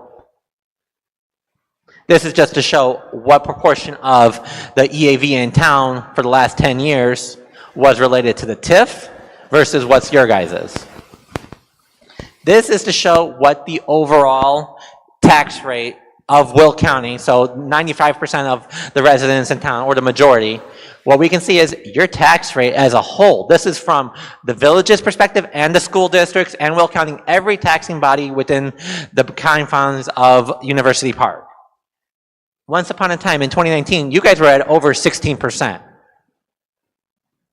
We are now at 12%. It has gone down drastically over the last 5 years. 5 years, excuse me. This is what we said it would be when we closed TIF 5. It's even lower now than what we thought TIF 5's closure would be.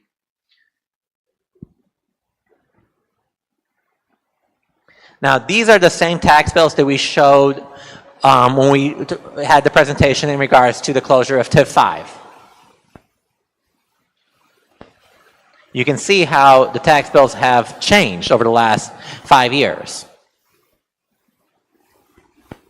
Now, one of the properties, can I go back for 1 second? One of the properties, a residential home, they were in 23 about 3,700. It went up to about 4,100. Now, the reason for that is, I'm going to move over for a second. So, in 23, when we had this chart, this was the property values that we were saying it was going to be. They were paying for this first property, they had a EAV value of about $27,000. Or, yeah, $27,000, which meant in 23 they paid about $1,100 in taxes. So what we projected it was going to be, again, about $1,100. Their 2024 actual taxes was went down a little bit than what we expected, but in 24, their value of their property went from $27,000 to $33,000. So recomputing all of the calculations, what we would have said if we had known when we were closing TIF 5 that the value of the property was going to go up about $6,000, it would have meant that you as a resident in town would have paid about $1,345 in taxes. But actually, because the EV was higher than what we anticipated, you actually are paying $1,335. That's the same thing for each of the other properties. So because the EAV of residential property went up, it resulted in lower taxes than what we projected.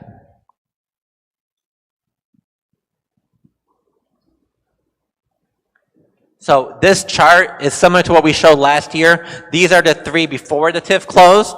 This is the TIF. You can tell that the majority of our taxes are paid within the industrial district.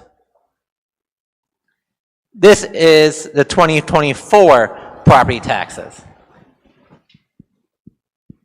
So 23 is what they paid in taxes. There's the yellow. This secondary grayish yellow is what we would have said was the TIF foreclosure, what we projected as the taxes that were going to be. And then this light blue one is what you're actually paying. As you can tell, it went down for every single group.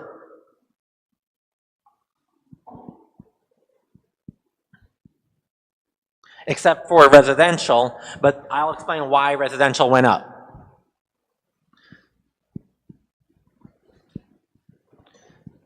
So yellow is your residential, pink is your commercial, and red is your industrial. As you can tell from 2020 to 2024, your industrial went from $80 million to $140 million. That means the value of all the property in that area has increased quite a bit. The same is true for residential. The value of property in town was less than $60 million in 2020. It is now over $80 million. So that means the value of your home is going up, which is what you would want to see. Yes. Thank you, Chris. Yes, thank you. If there are any questions, there are any. All right. Thank you, Chris. Thank Chris. You're the best. All right. Just a few things. Some of you received cards, comment cards, because our comment section is coming up shortly. So the mayor's assistant distributed cards to you guys. What we need you to do is to begin to formulate your questions. We will collect them and we can start the process from there. I do also want to acknowledge, as I saw him in passing, Board of Education member Dr. Todd Hall. I do want to finally say, if I said it before, I'll say it again. Everything we are hearing today, it wouldn't be possible without the strong leadership of these trustees, the business manager, and you have to give them an applause for that, surely. So we're going to call next, let's see, Robinson Engineering. All right, there, you have the mic. Good morning, everyone. Ron Smith with Robinson Engineering. Morning, Mayor, trustees, elected officials, village manager, and residents. I will be just providing a brief update on 3 projects that Robinson Engineering is currently working on. First project we're working on is the reconstruction of the driveway at Fire Station Number 1. The reconstruction of the fire station driveway is critical to enhancing safety, preventing costly damage, and improving response time for the fire trucks. The current driveway has alligator cracking, forms of rutting, sub-base failure, and crumbling of the existing aging asphalt. The continuous heavy load from the fire trucks and fire apparatus has caused rapid deterioration. This has made the need for the driveway pavement reconstruction vital for operation readiness. Reconstructing the driveway with proper material thickness and base layers is essential for the pavement to withstand, support, and sustain the heavy fire truck loads. The plans and specifications are completed for this project. We will be advertising publicly next week for requests for proposals for the improvements for the fire station. We'll be coordinating with the fire chief to make sure you have continuous egress and ingress for your fire equipment. Second project we're working on is the Hickok Aquatic Center pool demolition and remediation. Demolishing the aquatic center is being done to eliminate a safety hazard, risk of structural instability, human health and welfare issues. This will reduce maintenance costs, reclaim yard space, and improve the property value by removing a dilapidated structures. Other reason includes the outdated design, environmental concerns related to toxic water, aging of the building, and the desire to repurpose the area for the residents.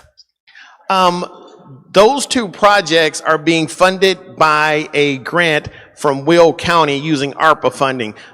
Working with the village manager and the administration at Robinson Engineering, we're able to secure $500,000 to fund both of these projects.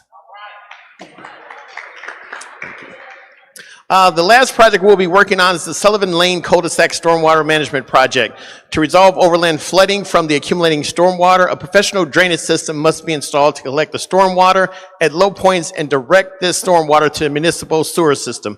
This process will require an engineering site assessment and design that will determine the lowest points where the water pools, calculate the necessary pipe size, slope, and design the optimal system layout and connection to install underground pipes. Catch basins that connect to the village storm sewer system will be the final step. So we'll be working on that project as well. That concludes the update that I have for 3 projects, and I will turn it over to the next speaker.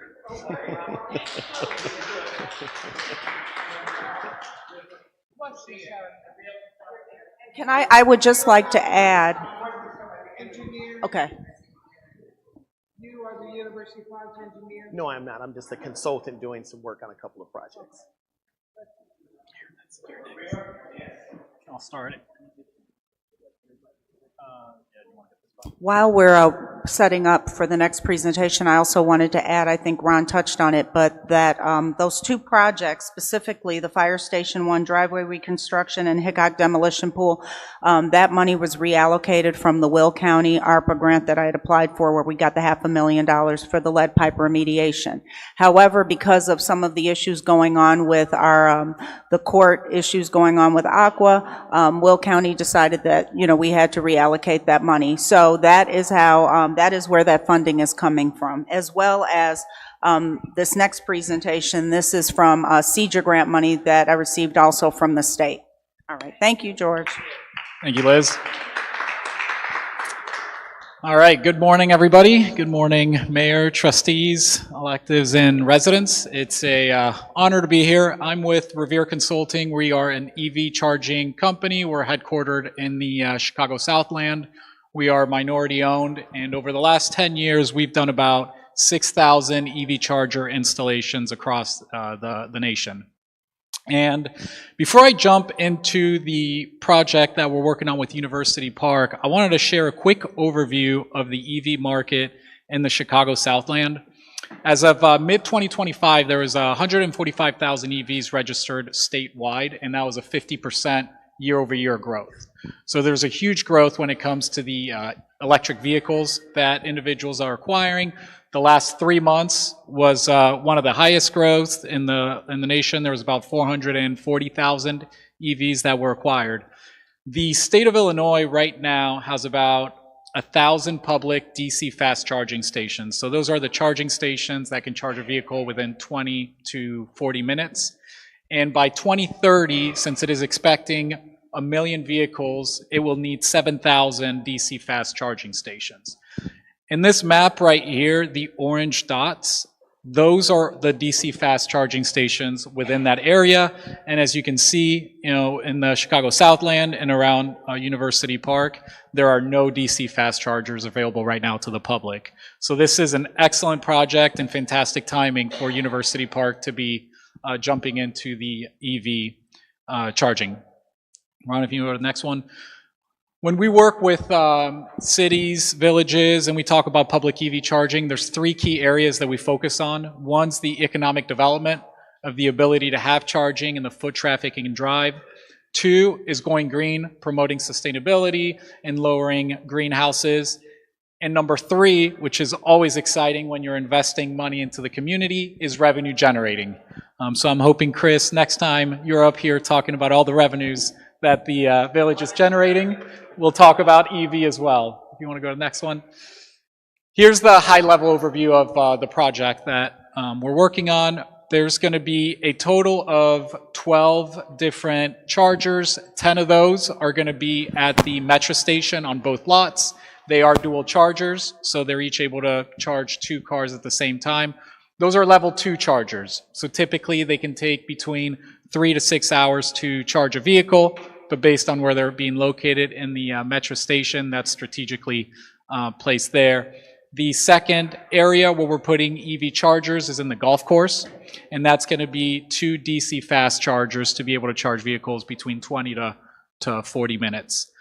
The project as a whole is a little bit over $700,000, and one of the areas that the village has done a fantastic job, there's about a little bit over $500,000 between the CEJA grant and ComEd rebates that will pay for this project.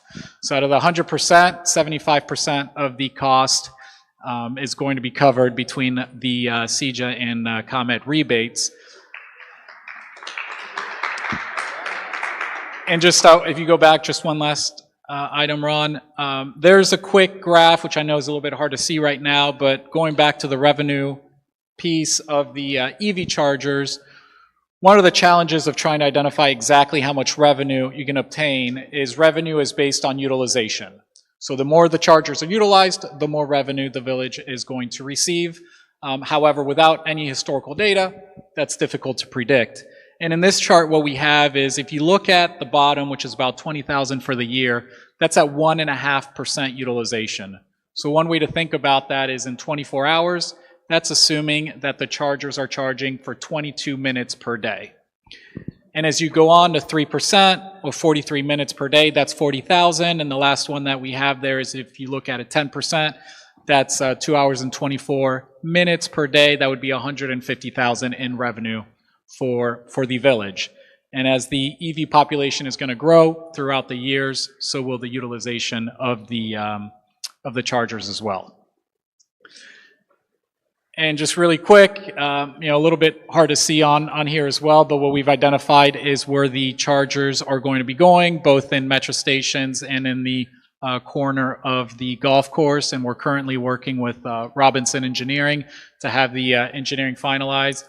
I think Ron has said on Monday he's 90% done, which we will submit all of this to ComEd so we can have the necessary power and get started on the project.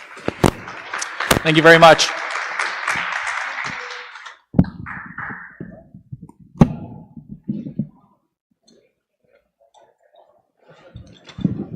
Okay, I'm really going to act like we're in church. Come on, we can do better than that. Let's give ourselves a round of applause. And you did that by hiring, voting, electing your elected officials, and of course your village manager. Good leadership is evidently what University Park is experiencing, and the growth and development is exponentially just amazing. So that's what you're clapping for. So next we're going to have the Antero Group, University Parkway, South Side Path, and Rigel Farm. Yes, sir. 1 second.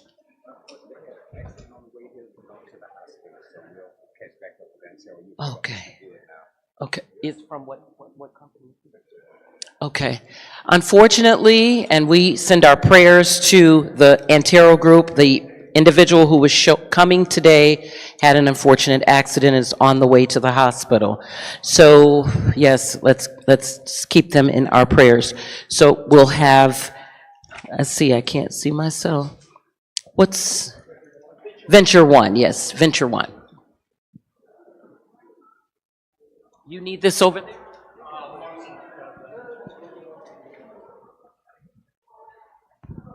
Thank you very much.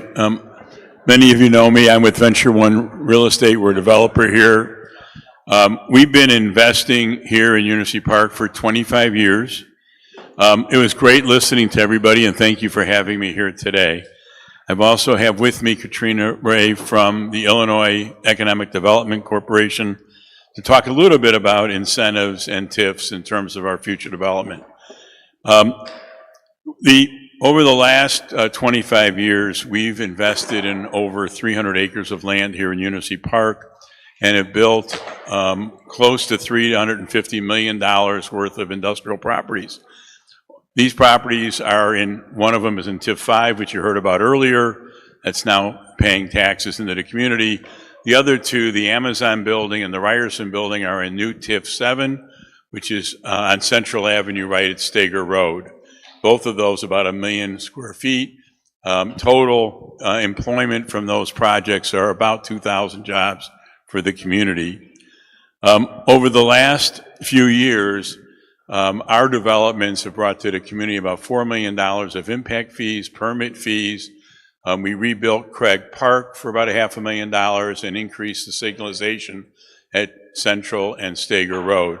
All of that would not be possible if we were not in a TIF district, to provide the incentives and to be able to use the dollars coming from the TIF district for the infrastructure improvements that we needed there. The reason I'm here today is to talk a little bit about the benefit of being in a TIF district and the incentives that we can bring to a corporation, but also the infrastructure that we can build for the community, as we did at Central and Steger, as well as improving Craig Park and other things we've done in the community. I'd like to introduce Katrina Fay here, just to talk a little bit about the benefits of being in a TIF district for industrial, how important it is for a community, and how it can be used for infrastructure improvements, as well as bringing jobs to an area. Thank you, Katrina. Thank you, Mark, and thank you, Mayor Redez, for this opportunity. As Mark mentioned, my name is Katrina Fay. I am with the Illinois Economic Development Corporation. We are the state's economic development organization. I sit on our business development team. We are the first call when site selectors, corporate real estate executives are looking to locate a project in Illinois. They are reaching out to our office to identify sites, to understand what's happening at the local level when it comes to industry and the different ecosystems that we cover. I primarily cover our clean energy production and manufacturing projects. And at the end of the day, when it comes to incentives, what we like to say is incentives will never make a bad site good, but incentives can make a good site more competitive. Incentives can make a site that is being considered against another site win a project as well. So when it comes to identifying sites in communities, as I mentioned, we're the first call for a site selector, but our communities are our first call. So understanding sites that can potentially fit for a project, I'm reaching out to understand what's happening in University Park. And as the mayor has gone through, you guys have had some really great traction and projects locating here, and we want to keep that momentum going. So by being here on a Saturday, discussing the expansion of this TIF district is just another way of showing your proactivity towards being open for business, being competitive for these projects, and really positioning University Park as a community in Illinois that's here to win. That's here to win these projects. So thank you. I also wanted Katrina to answer the question of when we work with a site selector on a site, how important it is for that site to be ready for development. Is the infrastructure there? Are the roads there? Can the company start building in the next 6 months or a year, because they don't want to wait years and years for improvements to happen. So if you can just tell me how important that is for a site to be pad ready or ready to develop. Yes, so speed to market. When we receive these projects come with not only the amount of acres that they need, the level of power, but they come with a timeline. They need to know that when they can be putting that shovel in the ground, and as much as the engineering, ownership, community support is needed for that shovel readiness, having incentives in place, we all know that timeline, the voting that needs to be done, the process that communities have. So if you can be more proactive in creating incentives that also attribute to a site's readiness, then that is a huge, huge benefit to positioning the site for more economic development. So I wanted to move on to the specific sites so everybody here can understand. We currently have built, as the mayor had mentioned, the Amazon building of 1 million square feet here, the Ryerson Steel and Central Steel building here. This yellow area right here is the existing TIF 7. We own about another 150 acres on the east side of Cicero Avenue. And what we're asking the village to consider is moving TIF 7 east of Cicero Avenue up to Governor's Highway here to allow us to develop this property, not only for industrial, but what we've identified here, and if you can go to the next slide, is that the corner of Stager and Cicero should really be retail here. There's a desire here in the community to have additional retail in the area. This is signalized right now. This corner makes logical sense for retail. Corners are good for retail, especially when there's a signal, but it needs Stager Road to go through to Governor's Highway. That's about That's about a $5 million, $6 million project. And then the yellow here would be the proposed industrial, TIF 7 industrial. So industrial would be here in Will County. And then this red area here, we've designated for multifamily. It's still in University Park, even though it's in Cook County. There's multifamily in this area. So our perspective would be is that we would create a live-work environment in this part of the community. But in order to do that, we need the dollars to finish Stager Road, because neither this development here for residential, retail, or industrial won't happen without Stager Road. So if you go to the next slide. Stager Road should be completed from Cicero Avenue to Governor's Highway. When that's done, it improves land for development on both sides of Stager Road. Not only that, in the regional plan that's been done by the engineers here for everybody, is Stager Road is one of the key long-term options for the community because it can bring traffic from Cicero Avenue over to Governor's Highway down to the train station. So it completes the circle. If you go back to the aerial, the high-up aerial. So that realistically, that road coming through allows this to become a circular transportation route, so people don't have to go from here all the way down here and over to get to the highway. You can take Stager down to here. If you're coming from here and going to your train station, you don't have to come down here. You can come over to Governor's here, especially when you want to continue to develop the train station area and region. So what I'd like to go back to is say that what we're hoping to do, and go to the benefits now, I know we're running late, is that what we're looking to do is create a live-work environment in this one region of the community. We want to increase the infrastructure here by building Stager Road and creating a utility connection between Cicero Avenue and Governor's Highway, which will help for fire protection because it'll bring water and help to create a dual water situation for fire impact safety. It will increase, as you saw, when TIF 5 expired, an additional millions of dollars came into the community. TIF 7 is 4 years old. When it expires in another 18 years or so, it'll also bring a lot of revenue into the community, just like TIF 5 is doing. But in order for that to happen, there should be more expansion of industrial development here. So that once it expires, you get a significantly larger amount of revenue coming into the community.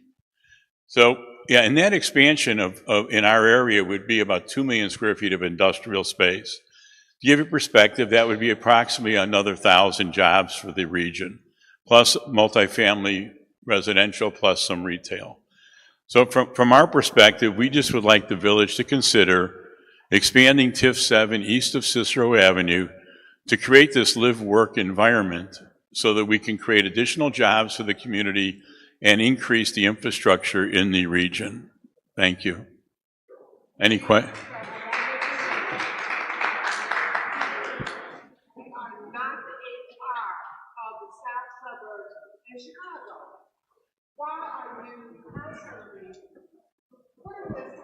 Okay, ladies and gentlemen, excuse me, ladies and gentlemen, we're going to have order in our town hall. You guys have done an amazing job, and we're going to continue to do that. I've asked everyone to turn in a comment card. If you can turn in the comment card, we will read your comment cards. We will answer as many questions as possible. You have more? That's how we're going to address this forum today. That's how it's going to be. All right, Mr. Harry Dodd wants to know what's the progress on the barn. He's a neighbor. He lives in the area. He wants to know what the progress is on the barn. Scott can answer. Do you need it? So I'm currently applying for some funding so that we can match it with whatever village funds. So that's always a wise thing to try to apply for as much grants. Some ideas that we floated around working and speaking with Trustee Jenkins was having that as an event space. Clearing that out so if people want to have weddings like they do in a lot of other municipalities, they can rent it out. We can have festivals and things of that nature. So those are the plans for that. There are some components to that barn that we're trying to preserve. So there's signage, ladies on the tricycle and things like that. That is those are historical items. So we're looking to remove those first. We're going to have to store them, and then we'll start with the remediation. However, before we work on the barn, we are going to start working on the baseball fields. There was some money that was reallocated, approximately 40 to 45,000. I don't remember the exact amount, but we're reallocating that, and I'm going to be working with Core Construction to make sure that we can get that facilitated and quickly. All right.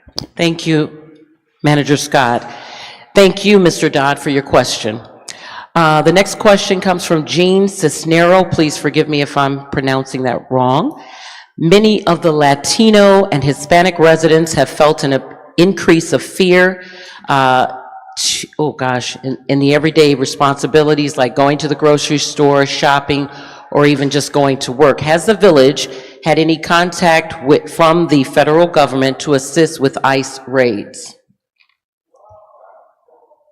I'll respond to that. We absolutely will not support or work with ICE. We love our new family members in our community, and we'll do everything in our best interest to protect them. They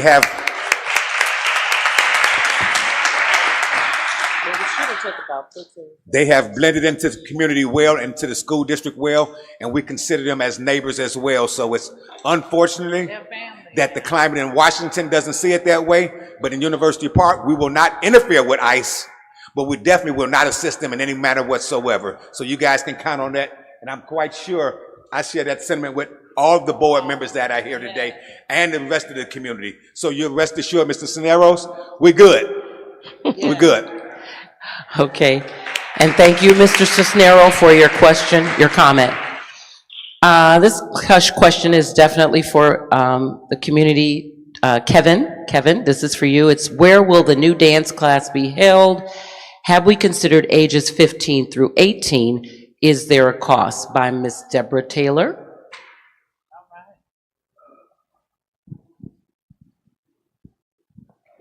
Appreciate it. Appreciate the question. The dance class will take place here in 90 Town Center on Saturdays from noon to 2. I am considering, I guess, doing 15 to 18. So that's the first session. The next session would start in January, so I'll strongly consider that. Yes, there is a cost. It's $60 per session. So if you're used to any dance class, it's usually like $100 per week. So $60 per session will cover all 9 weeks. So it's inexpensive. And then, like I said, we do have a dance instructor who's very, very talented, and she get these kids moving. Yes. So to finish off the question, so yes, We will be performing at Governor's State in November. We also will be performing, this is the dance class. We will be performing with the Creek Monique High School halftime of the game. So yes, I will consider everything, but hopefully that answers your question. Good job. And if there's any need for reference about costs, I am classically ballerina myself, and in Crete taught for many years, and the class that he just described is $220 today. So, University Park, you rock, you rock. All right, the next question from Ms. Taylor again says, will the graph and the data be assembled on the village website for residents to review? So I guess many of the items that we reviewed today, Manager Scott? Yes, we have place, like I said, the housing is up there, and we do have these financials, not in the PowerPoint, but they will be going up after this presentation. All right. Okay. Now, this question is, no one put their name. So what is the process for getting a park district board? That's number one. Number two, is the community person the lead person? Okay, well, let's work this out. What is the process for getting a park district board? The process is now currently, the mayor has appointing members. So far, there have been 6 members appointed to the Park District Board. They'll be convening their first meeting. It'll be open to the public, and everyone will be welcomely and warmly invited to come in and find out what's going on with the Park District. It's almost time for them actually to get their own levy coming up. So it's moving in a positive direction. Okay. And number two, and if you're here still, if you wish to help, it says, is the community person the lead person? Personnel, is that? Yes, that's my question. Okay. Are you going to be the lead district person, our district lead, or do you know the answer? I don't know the answer yet, but I don't think so. Oh, okay. Yes. Okay. Thank you, ma'am. Ms. Sanders, I'm sorry. Are the speed bumps going to be made permanent? Well, Chris Vargas can answer that, but you got to have the snow plows in the winter. But go ahead, Chris. Yes, I'm sorry if you guys cannot really hear me. The speed bumps are temporary. They do go out once the winter season is done. We do pull them before the winter time. I can't give you really an estimate on when we're pulling them this year. I know we've been having some difficulties with some. That's just because we've ordered newer speed bumps, which are a lot more higher than the older ones that we have. So we're dealing with a little bit of problems with them. We are making some adjustments, but the speed bumps are only temporary, and they will be pulled before winter time, just to ensure that we can plow the streets safely and leave the roads nice and clean for the community. Okay. Thank you, Ms. Sanders, for your question. And from Bethany Smith, she wants to have, there's a question about the streets on Greenbrier. There's also a question about safety, crime, and at the convenience store and near Dollar General, yeah. And then, let's see if we can, everybody can decide. Adding yellow lines in the street along Burnham, is that what you, along Burnham? Yes. Oh, right. We're not going to put yellow lines and stripes down Burnham as of yet. Wait till next spring, because we plan on resurfacing Burnham Avenue as we did Black Hawk. So it wouldn't make sense to stripe and tear the street up. So be a little patient with us. Let's get through this winter time, but Burnham is definitely on the map to get completely resurfaced. And thank you for the residents who have been so patiently awaiting. It's long overdue. And Chief Mitchell, the safety, crime, and convenience at the Family Dollar and the Dollar General. Oh, next to Dollar General. Larson's? Okay. So, can you hear me? Can you hear me? So, not just that business, but all the businesses in town are focused to make sure that all those that patronize those businesses feel safe. We make regular visits to all the businesses in town, including myself personally. where we walk in, we make sure we speak with the store owners, those people that like to hang out at some businesses, to make sure that they're behaving themselves in a neighborly fashion. And then we ask those store owners to remove those people who don't want to conform to community standards. As you can imagine, it's still a process getting, because this is something that hasn't been asked of them before. So we continue to reinforce and liaise with all our business owners all the time, constantly. Okay, thank you, Chief Mitchell. And I just want to make sure we addressed adding the yellow lines, and then there was another question about the UV charging stations. Did you have a?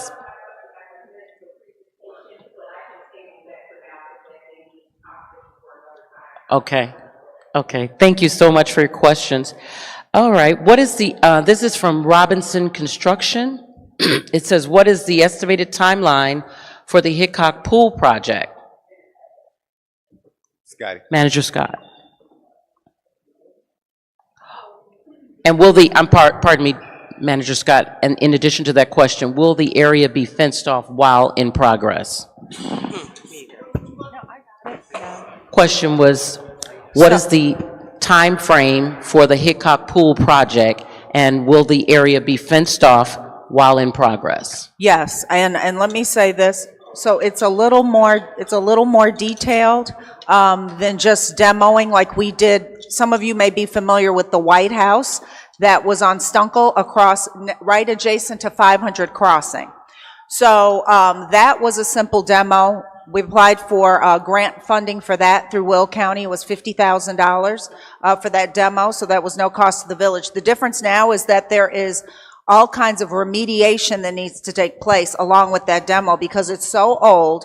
There's mold, all kinds of things that are in there. So more than likely, I'm not an engineer and I don't do mold remediation, but it may even need to be tarped while that process is going on. So we're looking to do that as a spring project because, as most of you are aware, ARPA funding, most of it has to be expended by next year. And the money had to be dedicated this year, so that's the scope for that. Thank you, Manager Scott. The next question is, will the village ever have animal control again? Will the village ever have animal patrol again? Absolutely, we will. Absolutely, we will. It's a much-needed service, and if you look around and drive through the community, you see more people walking dogs than we've ever seen before. Animal control is needed, but also, since there's an opportunity to talk about animal control, it's also important for those pet lovers to register their pets and get dog tags for their pet so we can have some kind of sense of accountability. And one other thing that I've noticed, and I talked with Sonia and some of the trustees about, I see younger kids that may weigh 50 pounds, 60 pounds or 50 pounds walking a 100-pound dog. That doesn't sit right with me. So an animal control department will help answer some of those questions.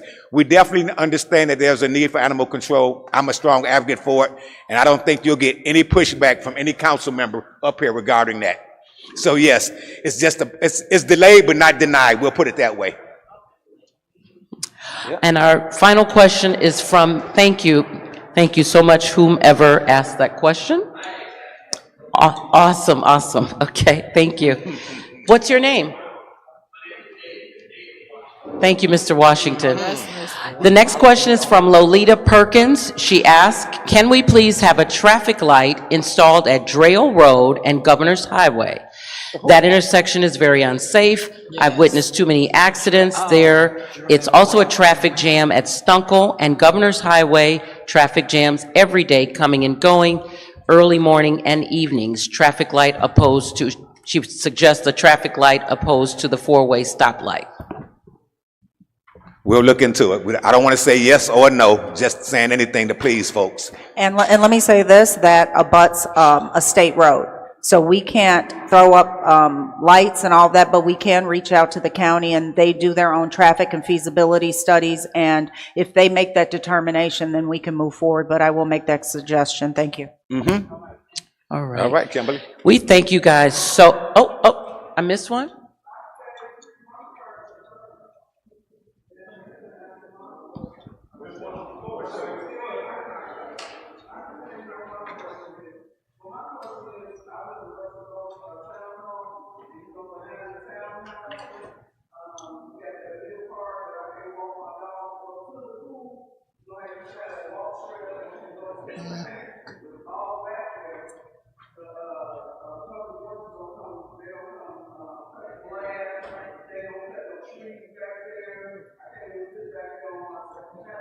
That's Russet Oaks?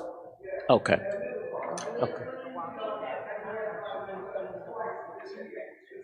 You gotta get it done.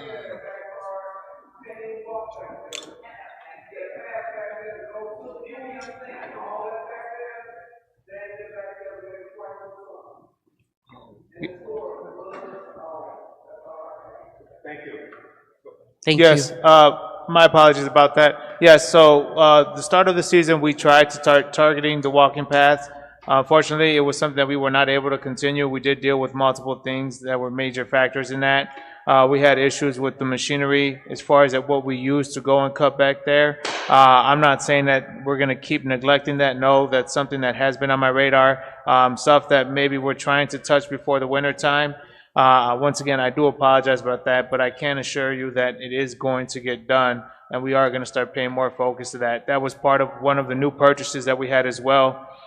We purchased the new brush hog attachment for our skid steer that allows us to cut those bigger portions of that field, so I can assure you that it will not occur again, and it will be getting done. Okay. Thank you all. You've been an amazing, amazing audience. It takes a village to bring forth change. I can say, being someone who's been elected in my time, the trustees and the mayor, none of them can do anything unless you come and speak up and speak what you need. I don't know the colloquialism, but if you don't ask to be fed, you probably won't get fed. So I encourage you strongly to continue to reach out. Don't wait till meetings, town hall meetings or board meetings. Call the mayor's office, reach out to your people. There are several methods to reach out via email, Facebook. That's important. If they don't know what you need or what you want, they're doing absolutely, we can see the very best that they can at this point. So I encourage you to continue, as they say in an organization I'm familiar with, they say, keep coming back. University Park, keep coming back. Thank you, guys. And a huge shout out. Can we give a round of applause to Ms. Kim Sanders? Thank you, everyone. Travel safely and enjoy this gorgeous weather. You know what?